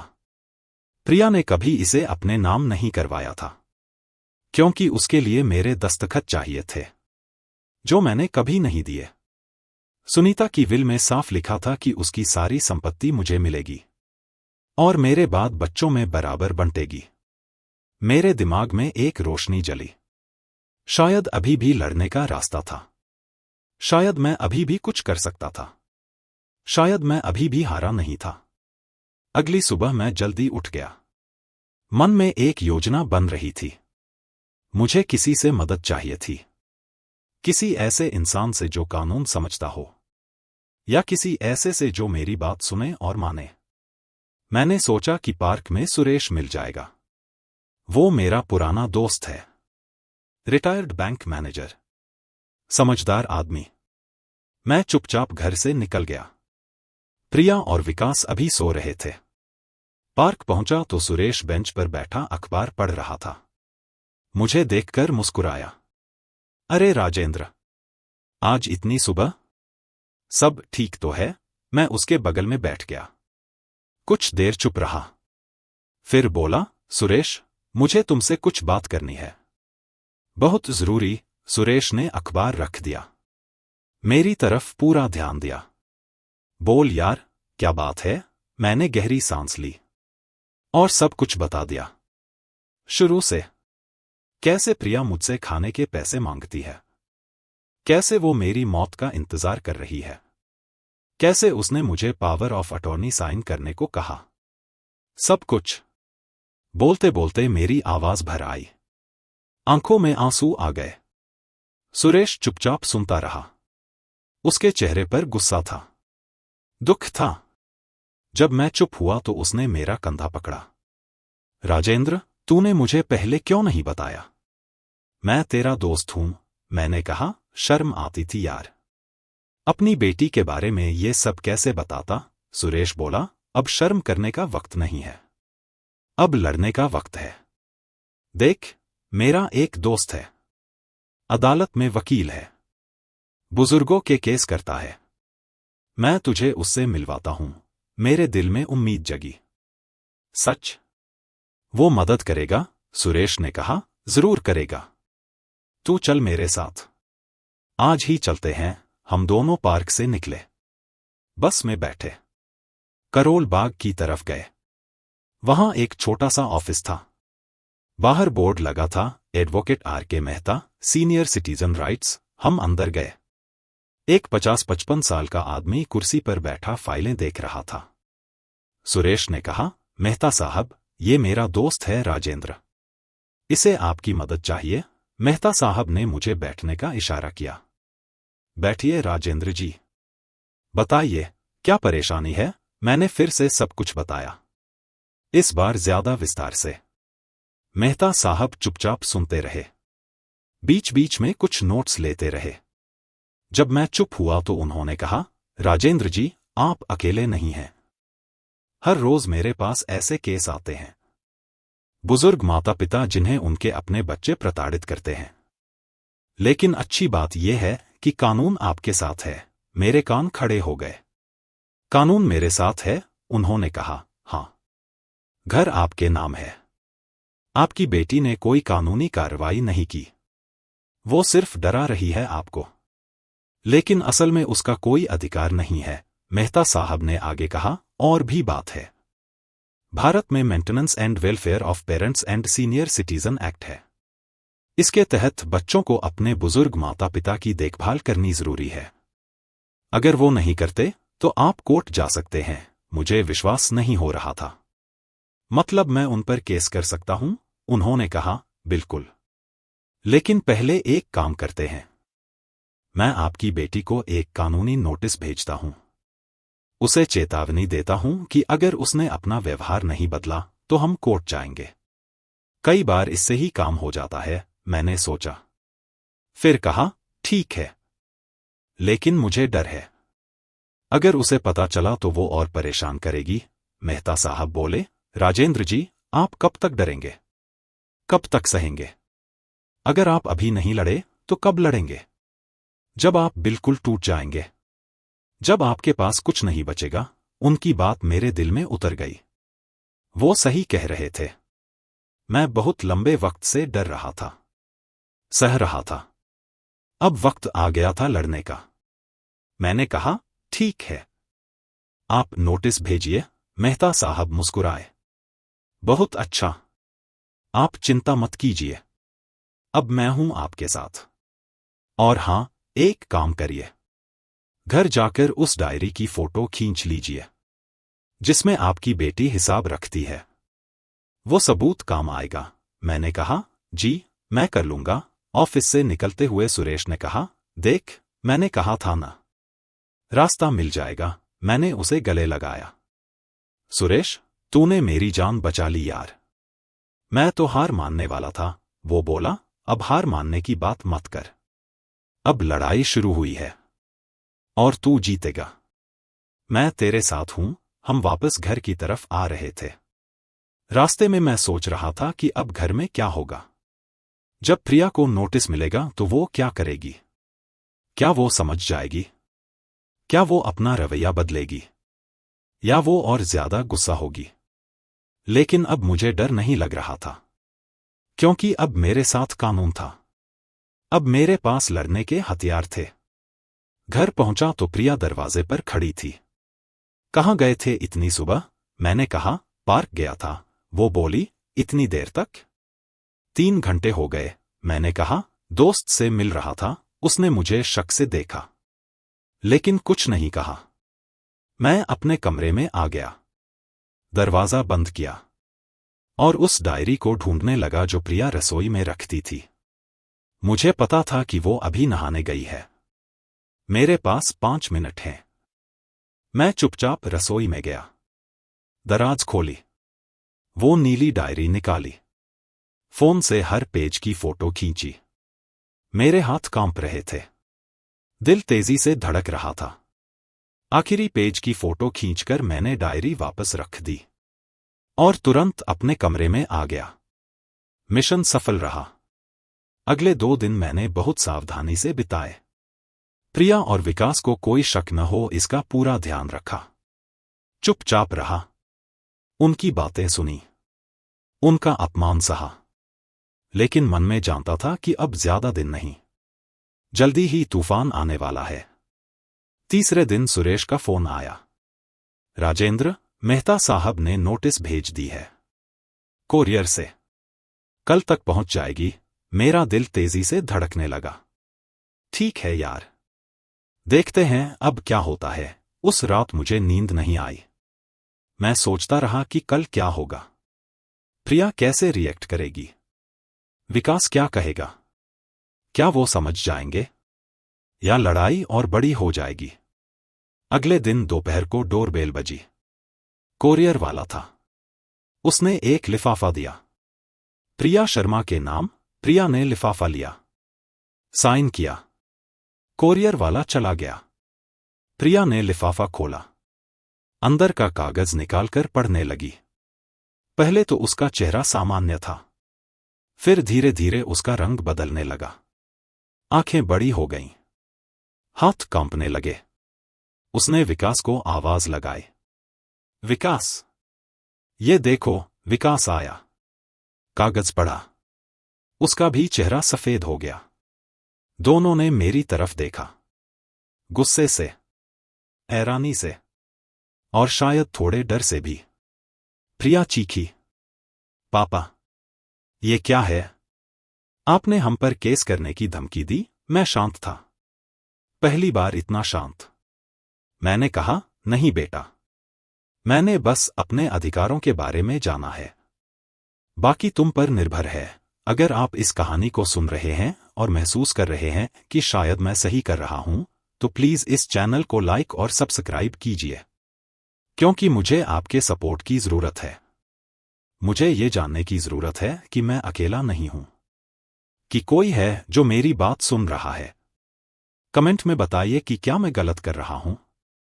क्या एक बाप को अपनी बेटी के खिलाफ खड़ा नहीं होना चाहिए? लेकिन जब वो बेटी ही उसे मारने पर तुली हो, तो क्या करे वो बाप? आप ही बताइए। और हां, अगले भाग में आपको पता चलेगा कि उस नोटिस के बाद क्या हुआ। क्या प्रिया सुधर गई या लड़ाई और बड़ी हो गई? तब तक के लिए मुझे अपनी दुआओं में याद रखिएगा। नोटिस पढ़ने के बाद प्रिया और विकास मेरे कमरे में घुस आए। प्रिया का चेहरा गुस्से से लाल था। पापा, ये क्या किया आपने? वकील को बुलाया? हम पर केस करने की धमकी दी? मैं पलंग पर बैठा था, शांत। पहली बार मैं डरा नहीं था। मैंने कहा, मैंने कोई केस नहीं किया, सिर्फ एक नोटिस भेजा है, तुम्हें याद दिलाने के लिए कि मेरे भी अधिकार हैं। विकास ने कागज मेरे सामने फेंका। ये क्या लिखा है? कि हम आपको प्रताड़ित कर रहे हैं, कि हम आपको खाना नहीं देते। ये सब झूठ है। मैंने शांति से कहा, झूठ नहीं है विकास, सच है। और तुम दोनों जानते हो कि सच है। प्रिया चीखी, हमने आपको घर दिया, छत दी, और ये हमारे साथ किया। मैंने कहा, प्रिया, ये मेरा घर है, तुमने मुझे कुछ नहीं दिया। मैं यहां अपने अधिकार से रह रहा हूं। विकास बोला, अधिकार? कौन सा अधिकार? आप तो बस बोझ हैं। हम पर बोझ? मैंने उसकी आंखों में देखा। विकास, जब तुम बेरोजगार थे और मैंने तुम्हें नौकरी दिलवाई थी, तब मैं बोझ नहीं था। जब प्रिया की शादी में मैंने अपनी सारी जमा पूंजी लगा दी, तब मैं बोझ नहीं था। अब बूढ़ा हो गया तो बोझ हो गया। प्रिया बोली, पापा, वो पुरानी बातें हैं, अब वक्त बदल गया है। मैंने कहा, हां, वक्त बदल गया, और तुम भी बदल गई। लेकिन एक चीज नहीं बदली, ये घर अभी भी मेरा है और रहेगा। विकास ने धमकी दी। पापा जी, आप जानते हैं ना कि अगर ये केस कोर्ट में गया तो क्या होगा? सारे पड़ोसी जानेंगे, आपके दोस्त जानेंगे, अरुण जानेगा, सबको पता चलेगा कि आपने अपनी बेटी पर केस किया। मैंने कहा, मुझे परवाह नहीं, सबको पता चल जाए, कम से कम सच तो सामने आएगा। लोग जानेंगे कि मेरे साथ क्या हो रहा है। प्रिया की आंखों में आंसू आ गए, लेकिन वो आंसू असली नहीं थे, वो नाटक था। उसने कहा, पापा, मैं आपकी बेटी हूं, आपने मुझे जन्म दिया, और आज आप मुझ पर केस कर रहे हैं। ये कैसी बेटी बनाया आपने मुझे? मैं उसकी चाल समझ गया। वो मुझे भावनात्मक रूप से तोड़ना चाह रही थी, लेकिन अब मैं नहीं टूटने वाला था। मैंने कहा, प्रिया, मैंने तुम्हें बहुत अच्छी बेटी बनाने की कोशिश की थी, लेकिन तुमने खुद तय किया कि तुम्हें क्या बनना है, और तुमने मुझे एक बूढ़ा बोझ बनाने का फैसला किया। अब मैंने फैसला किया है कि मैं अपनी इज्जत से जीऊंगा, चाहे जो हो जाए। विकास बोला, ठीक है, तो अब से आप अपना सब कुछ खुद संभालिए, खाना खुद बनाइए, कपड़े खुद धोइए, हम आपकी कोई मदद नहीं करेंगे। मैंने कहा, मुझे मंजूर है, कम से कम मुझे रोज अपमान तो नहीं सहना पड़ेगा। दोनों गुस्से में मेरे कमरे से बाहर चले गए, दरवाजा जोर से बंद किया। मैं वहीं बैठा रहा, दिल तेजी से धड़क रहा था, लेकिन मन में एक अजीब शांति थी। मैंने आखिरकार खड़ा होकर अपनी आवाज उठाई थी। शाम को मेहता साहब का फोन आया। राजेंद्र जी, नोटिस मिल गई? मैंने कहा, हाँ साहब, मिल गई। प्रिया और विकास बहुत गुस्से में हैं, वो बोले, होंगे, लेकिन घबराइए मत। अब अगला कदम यह है कि हम कुछ और सबूत इकट्ठा करें। क्या आपने उस डायरी की फोटो खींची? मैंने कहा, हाँ, खींच ली। उन्होंने कहा, बहुत अच्छा। और क्या आपके पास कोई गवाह है? कोई जिसने आपकी हालत देखी हो? मैंने सोचा। शर्मा अंकल हैं, पड़ोसी। उन्होंने मुझे कमजोर देखा है, पूछा भी था। मेहता साहब बोले, परफेक्ट, आप उनसे बात करिए, देखिए क्या वो गवाही दे सकते हैं। अगले दिन सुबह मैं शर्मा अंकल के घर गया। दरवाजा खटखटाया, उन्होंने खोला। अरे राजेंद्र भाई, आओ आओ। कैसे आना हुआ? मैं अंदर गया, बैठ गया और सब कुछ बता दिया। शर्मा अंकल सुनकर स्तब्ध रह गए। क्या प्रिया ऐसा कर रही है? मुझे विश्वास नहीं हो रहा। मैंने कहा, अंकल, मैं झूठ क्यों बोलूंगा? मैं अपनी बेटी के खिलाफ झूठ क्यों बोलूंगा? उन्होंने मेरा हाथ पकड़ा। नहीं नहीं, मुझे तुम पर पूरा भरोसा है। मैंने तुम्हें कमजोर होते देखा है, सोचता था कि तबीयत खराब है, लेकिन अब समझ आया कि असली वजह क्या है। मैंने कहा, अंकल, क्या आप मेरे लिए गवाही दे सकते हैं? अगर जरूरत पड़ी तो? शर्मा अंकल ने बिना सोचे कहा, बिल्कुल, मैं तुम्हारे साथ हूं राजेंद्र। ये जो हो रहा है बिल्कुल गलत है। एक बाप को ऐसे नहीं तड़पाया जाता। उनकी बात सुनकर मेरी आंखों में आंसू आ गए। शुक्रिया अंकल, बहुत बहुत शुक्रिया। वो बोले, अरे, इसमें शुक्रिया की क्या बात है, हम सब एक दूसरे के लिए हैं। तुम चिंता मत करो, जो भी जरूरत हो मैं हूं। मैं वहां से आते हुए महसूस कर रहा था कि दुनिया में अभी भी अच्छे लोग हैं, अजनबी जो परिवार से ज्यादा साथ देते हैं। मैं अपने कमरे में आया, मेहता साहब को फोन किया। साहब, शर्मा अंकल तैयार हैं, वो गवाही देंगे। मेहता साहब खुश हुए। बहुत अच्छा, अब हमारा केस और मजबूत हो गया। अगले कुछ दिन बहुत तनावपूर्ण रहे। प्रिया और विकास ने मुझसे बात करना बंद कर दिया था। वो मुझे अनदेखा करते थे, जैसे मैं वहां था ही नहीं। खाना मैं खुद बनाने लगा, रोटी, दाल, चावल, बस इतना। मेरे पास ज्यादा पैसे नहीं थे। पेंशन के 8,000 में से मैंने राशन खरीदा, बाकी पैसे बचाए, क्योंकि मुझे नहीं पता था कि आगे क्या होगा। एक दिन मैं रसोई में खाना बना रहा था, तभी प्रिया आई। उसने मुझे देखा, लेकिन कुछ नहीं कहा, बस एक नजर डाली और चली गई। उसकी आंखों में नफरत थी। मैं समझ गया कि अब रिश्ता पूरी तरह टूट चुका है, लेकिन मुझे अफसोस नहीं था, क्योंकि मैं जानता था कि मैं सही कर रहा हूं। एक हफ्ते बाद अरुण का फोन आया। पापा, क्या हो रहा है वहां? दीदी ने मुझे बताया कि आपने उन पर केस किया है। मेरा दिल बैठ गया। प्रिया ने अरुण को अपनी तरफ कर लिया। मैंने कहा, बेटा, मैंने केस नहीं किया, सिर्फ एक नोटिस भेजा है। अरुण बोला, लेकिन क्यों पापा? दीदी तो कह रही है कि आप उनसे झगड़ा कर रहे हैं, कि आप घर नहीं छोड़ना चाहते। मैंने कहा, अरुण, ये मेरा घर है, मैं क्यों छोड़ूं? वो बोला, पापा, मैंने आपसे कहा था न कि मेरे पास आ जाइए मुंबई। लेकिन आप नहीं माने। अब ये सब क्यों? मैंने कहा, बेटा, तुम नहीं समझोगे।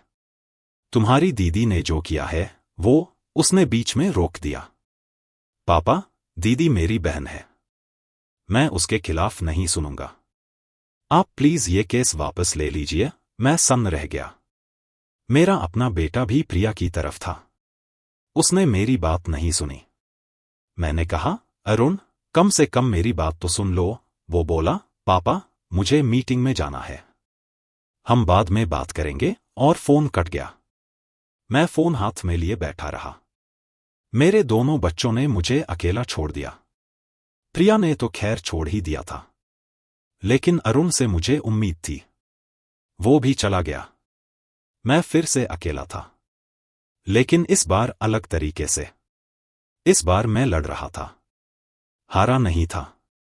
मैंने सुरेश को फोन किया। उसे सब बताया।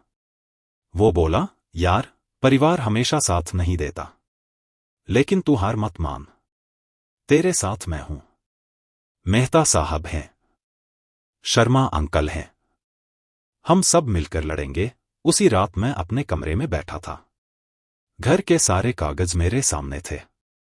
Registry, will, bank statement, diary की फोटो, सब कुछ। मैं एक एक चीज देख रहा था। और महसूस कर रहा था कि अब मेरे पास लड़ने के हथियार हैं। अब मैं कमजोर नहीं हूं। अब मैं तैयार हूं। कल मैं फिर से मेहता साहब से मिलूंगा। उन्हें ये सारे कागज दूंगा। और फिर हम तय करेंगे कि अगला कदम क्या होगा। प्रिया को लगता है कि उसने जीत लिया, कि उसने मुझे तोड़ दिया। लेकिन वो गलत है। मैं टूटा नहीं हूं। मैं और मजबूत हो गया हूं।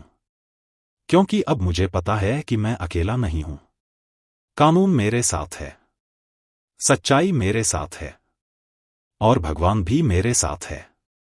अब देखते हैं कि आगे क्या होता है। अगली सुबह मैंने तय किया कि अब वक्त आ गया है आखिरी मुकाबले का। मैंने मेहता साहब से फोन पर बात की। उन्होंने कहा, राजेंद्र जी, सारे सबूत हमारे पास हैं। अब आप एक काम करिए। प्रिया और विकास को बुलाइए। उन्हें साफ साफ बता दीजिए कि अगर उन्होंने अपना रवैया नहीं बदला तो हम कोर्ट जाएंगे। उन्हें आखिरी मौका दीजिए। मैंने कहा, ठीक है साहब। मैं आज ही बात करूंगा। मैं अपने कमरे से बाहर आया। हॉल में प्रिया और विकास बैठे थे। बच्चे स्कूल गए हुए थे। मैंने कहा, प्रिया, विकास, मुझे तुम दोनों से बात करनी है। बैठो। विकास बोला, हमें आपसे कोई बात नहीं करनी। मैंने सख्ती से कहा, बैठो। ये आखिरी मौका है। मेरी आवाज में जो ताकत थी, उससे दोनों चौंक गए। वो बैठ गए। मैंने टेबल पर कागजों का एक बंडल रखा। ये देखो। ये सारे सबूत हैं। तुम्हारी उस डायरी की फोटो जिसमें तुम मेरी हर रोटी का हिसाब रखती हो। बैंक स्टेटमेंट जिसमें दिखता है कि मैं अपनी पेंशन से योगदान देता हूं। गवाहों के बयान जिन्होंने मुझे कमजोर होते देखा है। और सबसे जरूरी, इस घर की रजिस्ट्री जो अभी भी मेरे नाम है। प्रिया का चेहरा पीला पड़ गया। विकास ने कागज उठाकर देखे। मैंने आगे कहा, तुम लोगों ने सोचा था कि मैं कमजोर हूं, कि मैं कुछ नहीं कर पाऊंगा। लेकिन तुम गलत थे। प्रिया ने कहा, पापा, ये सब क्या है? आप हमें डरा रहे हैं? मैंने कहा, नहीं प्रिया। मैं तुम्हें सच बता रहा हूं। अगर तुमने अपना व्यवहार नहीं बदला, तो मैं कल ही कोर्ट जाऊंगा। Maintenance and welfare of parents act के तहत तुम पर केस करूंगा। और विश्वास करो, तुम हार जाओगी। विकास खड़ा हो गया। आप हमें धमकी दे रहे हैं? मैंने उसकी आंखों में देखा। नहीं विकास, धमकी नहीं, वादा। तुमने मुझे भूखा मारा, मुझे अपमानित किया, मेरी मौत का इंतजार किया। अब मैं तुम्हें कानून के सामने लाऊंगा। प्रिया की आंखों में आंसू आ गए। लेकिन इस बार असली आंसू थे। डर के आंसू। पापा, प्लीज, ऐसा मत करिए। लोग क्या कहेंगे? मैंने कहा, लोग? तुम्हें अब लोगों की फिक्र है? जब तुम मुझे तड़पा रही थी, तब लोगों की फिक्र नहीं थी। प्रिया रोने लगी। पापा, मुझसे गलती हो गई। मैं माफी मांगती हूं, लेकिन मैं जानता था कि ये भी एक नाटक है। मैंने कहा, माफी? कितनी बार माफी मांगोगी प्रिया? और कितनी बार फिर वही करोगी? विकास बोला, पापा जी, हम सुधर जाएंगे। प्लीज केस मत करिए। मैंने कहा, सुधर जाओगे? कैसे? मुझे विश्वास दिलाओ। प्रिया ने कहा, पापा, मैं वो डायरी फेंक दूंगी। आपसे कभी पैसे नहीं मांगूंगी। आप आराम से रहिए। मैं आपका पूरा ख्याल रखूंगी। मैंने कहा, और घर? तुम लोग घर बेचने की प्लानिंग कर रहे थे ना? प्रिया चुप हो गई। विकास ने कहा, पापा जी, वो बस एक सोच थी। हमने कुछ किया नहीं। मैंने कहा, लेकिन सोचा। तुमने मेरी मौत का इंतजार किया ताकि तुम्हें ये घर मिल जाए। ये मैं कैसे भूल जाऊं? प्रिया फिर रोने लगी। पापा, मैं बहुत बुरी बेटी हूं। मुझे माफ कर दीजिए। मैं बदल जाऊंगी। सच में, मैं उसे देखता रहा। उस बेटी को जिसे मैंने इतना प्यार दिया था, जिसके लिए मैंने सब कुछ किया था। और आज वो मेरे सामने रो रही थी। लेकिन क्या उसके आंसू सच्चे थे? या फिर ये भी एक चाल थी? मैं निर्णय नहीं ले पा रहा था। मेरा दिल कह रहा था कि माफ कर दो, लेकिन मेरा दिमाग कह रहा था कि सावधान रहो। ये पहले भी हो चुका है। तभी दरवाजे की घंटी बजी। मैंने दरवाजा खोला। मेहता साहब थे, और उनके साथ सुरेश। मैंने उन्हें अंदर बुलाया। प्रिया और विकास उन्हें देखकर और डर गए। मेहता साहब ने कहा, नमस्ते। मैं एडवोकेट आर.के. मेहता हूं, राजेंद्र जी का वकील। विकास ने कहा, हमें पता है आप कौन हैं। आपने वो नोटिस भेजी थी? मेहता साहब बोले, हां। और अब मैं यहां राजेंद्र जी की गवाही लेने आया हूं, ताकि हम कोर्ट में केस फाइल कर सकें। प्रिया चीखी, नहीं, प्लीज, हम सुधर जाएंगे। मेहता साहब ने शांति से कहा, कितनी बार सुधरोगी? और कितनी देर तक? 1 हफ्ता? 1 महीना? और फिर? सुरेश ने कहा, देखो प्रिया, मैं राजेंद्र का दोस्त हूं। मैंने उसे टूटते देखा है, रोते देखा है, भूखा देखा है। तुमने जो किया वो माफ करने लायक नहीं है। प्रिया ने हाथ जोड़े। अंकल, प्लीज, मैं सच में बदल जाऊंगी। मुझे एक मौका दीजिए। मेहता साहब ने मेरी तरफ देखा। राजेंद्र जी, फैसला आपका है। आप क्या चाहते हैं? मैं चुप रहा, सोचता रहा। फिर मैंने कहा, मैं एक आखिरी मौका दूंगा, लेकिन शर्तों पर। प्रिया ने कहा, कोई भी शर्त मंजूर है पापा। मैंने कहा, पहली शर्त, अब से मुझे खाने, पानी या घर में किसी भी चीज के लिए कोई हिसाब नहीं देना होगा। दूसरी शर्त, घर मेरे नाम रहेगा, कोई पावर ऑफ अटॉर्नी नहीं।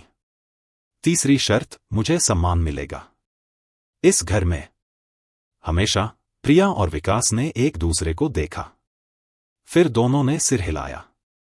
मंजूर है पापा, मैंने कहा। और चौथी शर्त, अगर एक बार भी तुमने ये शर्तें तोड़ी तो मैं बिना सोचे कोर्ट जाऊंगा, और तब कोई माफी नहीं चलेगी।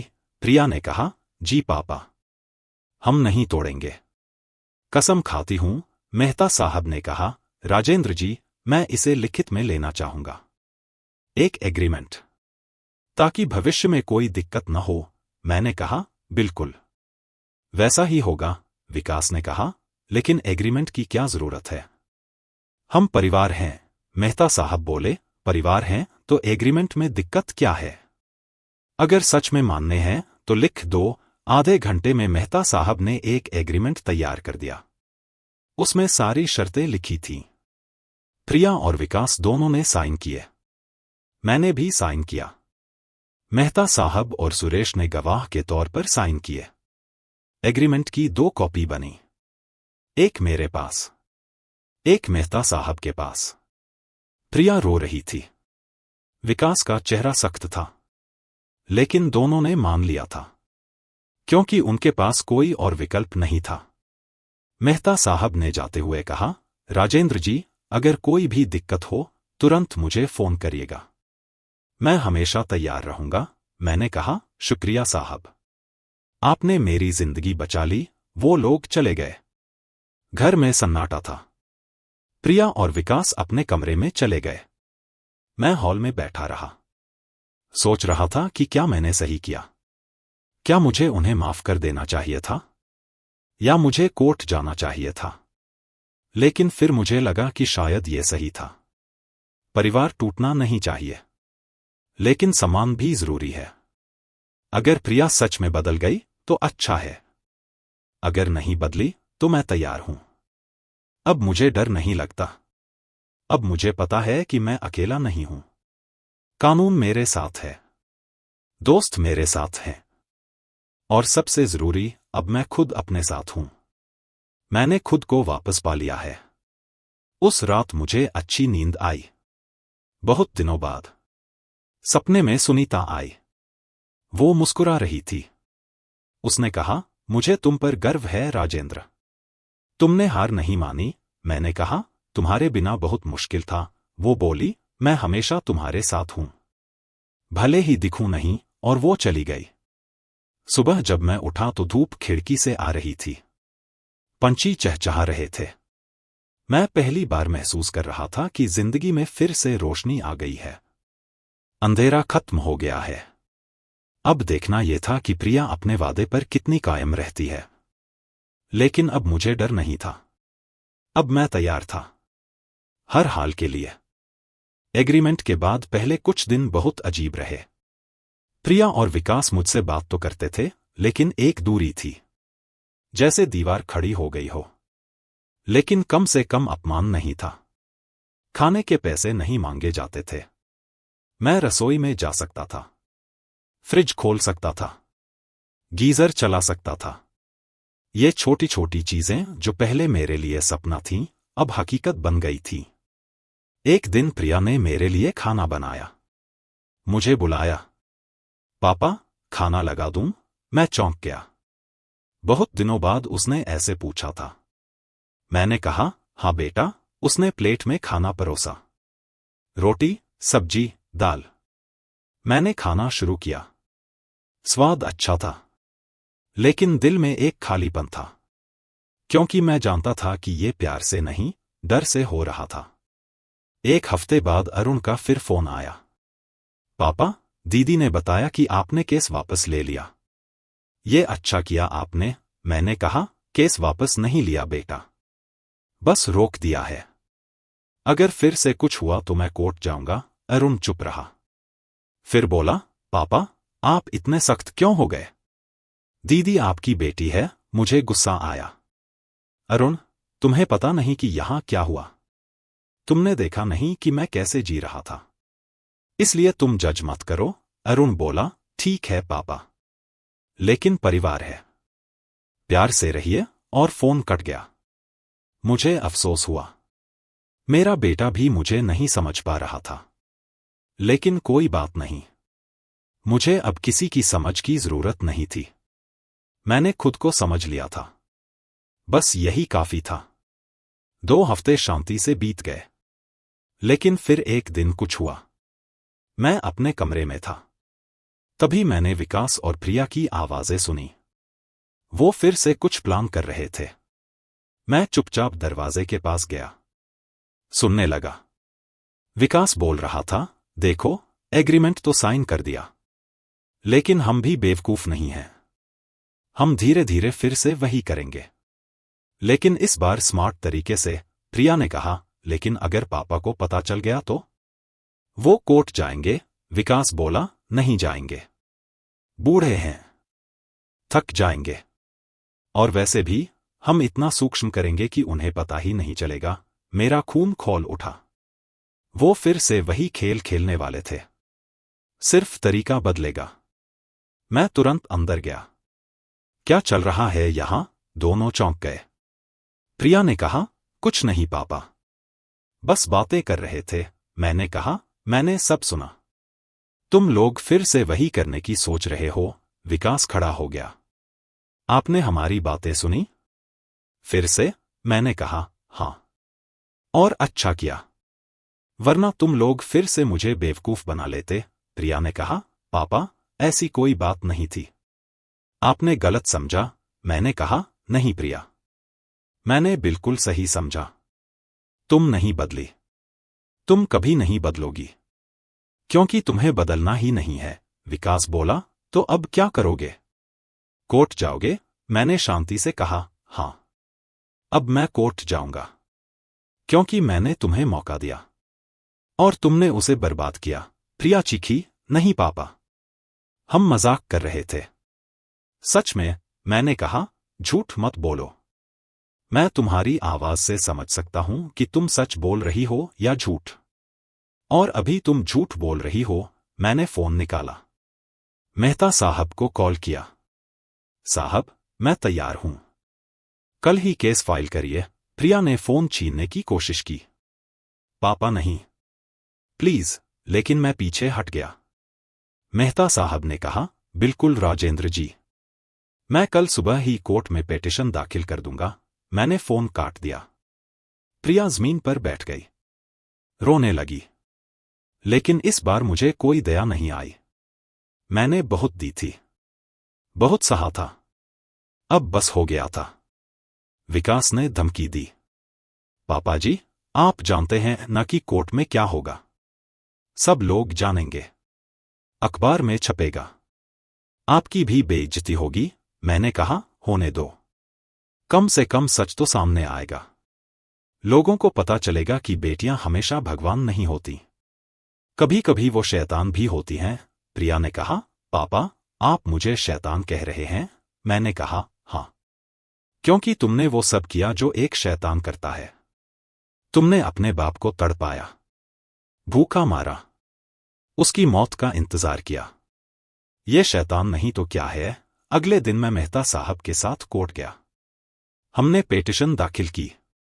जज ने केस स्वीकार कर लिया। अगली सुनवाई 1 महीने बाद तय हुई। घर वापस आया तो प्रिया और विकास मुझसे नजरें नहीं मिला रहे थे। उनके चेहरे पर गुस्सा था, डर था, शर्म भी थी शायद। उसी शाम पड़ोसियों को पता चल गया। शर्मा अंकल आए। राजेंद्र भाई, सुना मैंने, तुमने केस कर दिया। बहुत अच्छा किया, अब न्याय मिलेगा तुम्हें। लेकिन कुछ और पड़ोसी थे जो मुझे ही गलत समझ रहे थे। बेटी पर केस? ये कैसा बाप है? लेकिन मुझे अब परवाह नहीं थी। मैं जानता था कि मैं सही कर रहा हूं। 1 महीना बहुत तनाव में बीता। प्रिया ने एक वकील हायर किया। उसने काउंटर केस की तैयारी की। वो कोर्ट में कहने वाली थी कि मैं झूठ बोल रहा हूं, कि मैं उसे बदनाम करना चाहता हूं। लेकिन हमारे पास सबूत थे, डायरी की फोटो, शर्मा अंकल की गवाही, बैंक स्टेटमेंट, सब कुछ। सुनवाई वाले दिन मैं कोर्ट पहुंचा। प्रिया और विकास भी वहां थे, उनके वकील भी। जज ने दोनों पक्षों को सुना। मेहता साहब ने सारे सबूत पेश किए। डायरी की फोटो देखकर जज की भौहें चढ़ गईं। ये क्या है?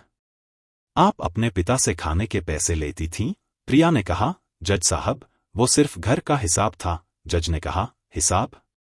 अपने बाप का हिसाब? ये कैसा हिसाब है? फिर शर्मा अंकल ने गवाही दी। उन्होंने बताया कि कैसे मैं कमजोर होता गया, कैसे शादी में मुझे खाना नहीं दिया गया, सब कुछ। प्रिया की वकील ने काउंटर किया, जज साहब, ये सब बातें बढ़ा चढ़ाकर कही गई हैं। असलियत में राजेंद्र जी अपनी बेटी से घर छीनना चाहते हैं। मेहता साहब ने तुरंत जवाब दिया, जज साहब, घर पहले से ही राजेंद्र जी के नाम है। वो क्यों छीनेंगे जो पहले से उनका है?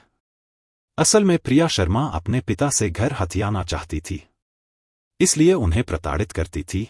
जज ने सारे सबूत देखे, फिर बोले, मैं इस केस को गंभीरता से ले रहा हूं। अगली सुनवाई में फैसला आएगा। 2 हफ्ते बाद फैसला आया। जज ने कहा, इस केस में सबूत साफ हैं कि प्रिया शर्मा और विकास कुमार ने राजेंद्र शर्मा के साथ दुर्व्यवहार किया। उन्हें भोजन के लिए पैसे देने पड़ते थे, उन्हें अपमानित किया गया।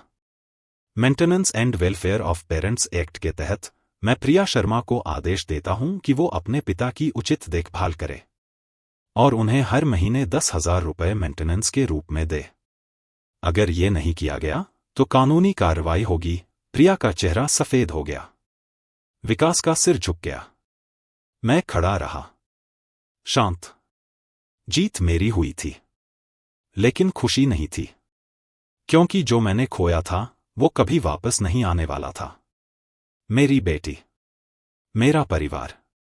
कोर्ट से बाहर निकला तो मेहता साहब और सुरेश ने बधाई दी। राजेंद्र जी, आपने जीत लिया। अब आप शांति से रह सकते हैं। मैंने कहा, शुक्रिया साहब, आपकी वजह से ये संभव हुआ। प्रिया और विकास दूसरी तरफ से निकल गए। प्रिया ने एक बार मेरी तरफ देखा। उसकी आंखों में नफरत थी और शायद थोड़ा अफसोस भी। लेकिन अब कुछ नहीं हो सकता था। रिश्ता टूट चुका था, हमेशा के लिए। घर वापस आते हुए मैं सोच रहा था कि अब क्या होगा। क्या प्रिया कोर्ट का आदेश मानेगी या फिर वो फिर से कुछ करेगी? लेकिन अब मुझे डर नहीं था। अब कानून मेरे साथ था। अब मैं अकेला नहीं था। और सबसे जरूरी, अब मैं जानता था कि मैं लड़ सकता हूं और जीत भी सकता हूं। कोर्ट के फैसले के 3 महीने बीत गए हैं। जिंदगी बदल गई है, पूरी तरह। प्रिया अब मुझसे बात नहीं करती, बस जरूरी चीजें पूछती है। पापा, खाना खा लिया या दवाई ली? लेकिन उसकी आवाज में वो गर्मी नहीं है जो कभी थी। शायद कभी थी ही नहीं। शायद मैं सिर्फ सोचता था कि थी। विकास तो बिल्कुल बात नहीं करता। मुझे देखता है तो नजरें फेर लेता है। बच्चे स्कूल से आते हैं तो मुझसे दूर रहते हैं, जैसे मैं कोई अजनबी हूं। शायद उनकी मां ने उन्हें समझा दिया है कि दादाजी बुरे हैं, कि उन्होंने मम्मी पर केस किया। लेकिन अब मुझे फर्क नहीं पड़ता। मैं शांति से जी रहा हूं, अपनी शर्तों पर, अपने घर में, अपने अधिकारों के साथ। हर महीने प्रिया मुझे 10,000 रुपए देती है। कोर्ट के आदेश के मुताबिक वो पैसे मेज पर रख देती है। कुछ नहीं कहती। मैं उठा लेता हूं। शुक्रिया भी नहीं कहता, क्योंकि ये उसकी मेहरबानी नहीं है, ये मेरा हक है। मैं अब अपना खाना खुद बनाता हूं। कभी कभी प्रिया बना देती है, लेकिन ज्यादातर मैं खुद बनाता हूं। मुझे अच्छा लगता है। कम से कम मुझे किसी का एहसान नहीं मानना पड़ता। मैं खुद पर निर्भर हूं और ये महसूस अच्छा है। बहुत दिनों बाद मैं अपने आप को इंसान महसूस कर रहा हूं। बोझ नहीं, किराएदार नहीं, बल्कि एक इंसान जिसका अपना सम्मान है, अपनी पहचान है। अरुण अब थोड़ा समझ रहा है। पिछले महीने वो आया था, 3 दिन रुका। उसने देखा कि घर में माहौल कैसा है, कि प्रिया और मैं कैसे रहते हैं, एक ही छत के नीचे लेकिन अलग अलग दुनियाओं में। उसने एक दिन मुझसे पूछा, पापा, आपको अफसोस नहीं होता कि आपने दीदी पर केस किया? मैंने कहा, अरुण, अगर मैं नहीं करता तो आज मैं जिंदा नहीं होता, या अगर होता भी तो मरे हुए की तरह, बिना सम्मान के, बिना आत्मविश्वास के। उसने कहा, लेकिन परिवार टूट गया ना? मैंने कहा, बेटा, परिवार तब टूटा जब तुम्हारी बहन ने मुझसे खाने के पैसे मांगे। मैंने तो सिर्फ उसे रोकने की कोशिश की। अरुण चुप रह गया। शायद समझ गया। अब मैं अपना ज्यादातर वक्त पार्क में बिताता हूं, सुरेश के साथ। हम दोनों बैठकर बातें करते हैं, हंसते हैं, कभी कभी चुपचाप बैठ जाते हैं। सुरेश ने मुझे जिंदा रहना सिखाया। उसने मुझे लड़ना सिखाया। वो कहता है, यार, तूने जो किया बहुत हिम्मत का काम था। हर बूढ़ा इतना साहसी नहीं होता। मैं मुस्कुराता हूं। कभी कभी शर्मा अंकल भी आ जाते हैं। वो भी मेरा साथ देते हैं। पूछते हैं, राजेंद्र भाई, अब कैसा है सब? मैं कहता हूं, अच्छा है अंकल। शांति है, और सच में शांति है। वो शांति जो बहुत दिनों से खोई हुई थी। वो शांति जो सिर्फ आत्मसम्मान से मिलती है। मैंने अपनी विल बना ली है, मेहता साहब की मदद से। उसमें लिखा है कि मेरा घर अरुण और प्रिया में बराबर बंटेगा, लेकिन प्रिया को तभी हिस्सा मिलेगा जब वो मेरा सम्मान करे। अगर मरने से पहले मुझे लगा कि उसने फिर से मुझे प्रताड़ित किया, तो उसका हिस्सा एक बुजुर्गों के लिए काम करने वाली संस्था को चला जाएगा। मैंने ये इसलिए किया ताकि प्रिया समझे कि पैसा सब कुछ नहीं है, सम्मान भी कुछ होता है। और अगर तुम किसी का सम्मान नहीं कर सकते, तो तुम्हें उससे कुछ पाने का हक नहीं। ये विल मैंने प्रिया को दिखाई भी है। उसने पढ़ा, कुछ नहीं कहा, लेकिन मैंने उसकी आंखों में देखा, वहां डर था। शायद अब वो समझ गई है कि मैं कमजोर नहीं हूं। कभी कभी रात को अकेले में सोचता हूं, क्या मैंने सही किया? क्या मुझे अपनी बेटी को माफ कर देना चाहिए था? क्या मुझे बस सहते रहना चाहिए था? लेकिन फिर मुझे याद आता है वो दर्द, वो भूख, वो अपमान, और मैं समझ जाता हूं कि मैंने सही किया। माफी उसे मिलती है जो गलती मान ले, जो सच में पछताए। लेकिन प्रिया को आज तक अफसोस नहीं हुआ। उसे सिर्फ इस बात का गुस्सा है कि मैंने उसे बेनकाब कर दिया, कि मैंने उसकी असलियत सबके सामने ला दी। लेकिन उसे इस बात का दुख नहीं कि उसने अपने बाप के साथ क्या किया। और जब तक ये दुख नहीं होगा, माफी का कोई मतलब नहीं। मैंने अपनी जिंदगी में बहुत कुछ सीखा है। सबसे बड़ी सीख ये है कि खून के रिश्ते सबसे मजबूत नहीं होते, सम्मान के रिश्ते सबसे मजबूत होते हैं। सुरेश मेरा दोस्त है, खून का रिश्ता नहीं, लेकिन उसने मुझे बचाया। शर्मा अंकल पड़ोसी हैं, परिवार नहीं, लेकिन उन्होंने मेरे लिए गवाही दी। मेहता साहब अजनबी थे, लेकिन उन्होंने मेरे लिए लड़ाई लड़ी। और मेरी अपनी बेटी, जिसे मैंने जन्म दिया, पाला पोसा, वो मेरी मौत का इंतजार करती रही। तो मैंने सीखा कि रिश्ते नाम से नहीं, कर्म से बनते हैं। और जो तुम्हारा सम्मान न करे, वो तुम्हारा अपना नहीं है, चाहे वो तुम्हारा बेटा हो या बेटी। आज मैं 60 साल का हूं, बूढ़ा हो गया हूं, बाल सफेद हो गए हैं, चेहरे पर झुर्रियां आ गई हैं। लेकिन मैं खुश हूं, क्योंकि मैंने अपनी आत्मा नहीं बेची, मैंने अपना सम्मान नहीं खोया। हां, मैंने अपनी बेटी खो दी, अपना परिवार खो दिया, लेकिन मैंने खुद को पा लिया। और ये सबसे बड़ी जीत है। कभी कभी मैं सोचता हूं कि अगर सुनीता होती तो क्या होता? क्या प्रिया ऐसी होती? शायद नहीं।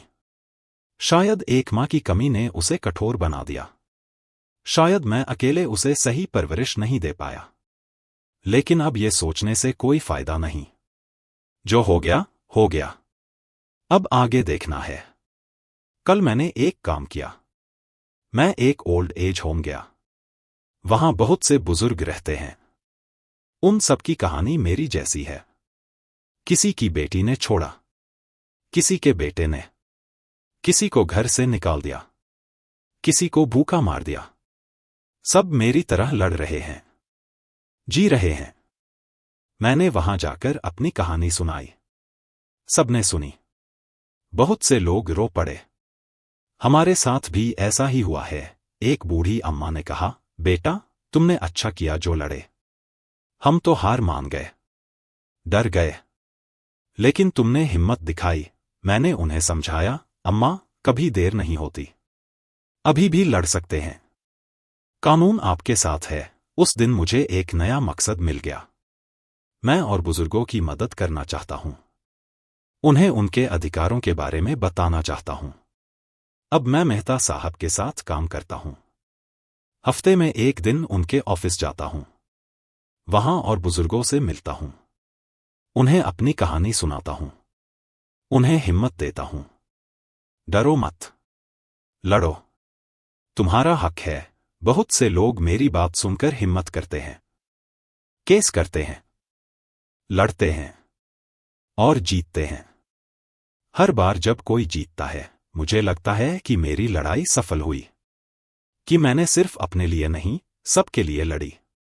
प्रिया को शायद ये पता भी नहीं कि उसने मुझे तोड़ने की कोशिश में मुझे एक योद्धा बना दिया, एक ऐसा इंसान जो अब दूसरों के लिए लड़ता है।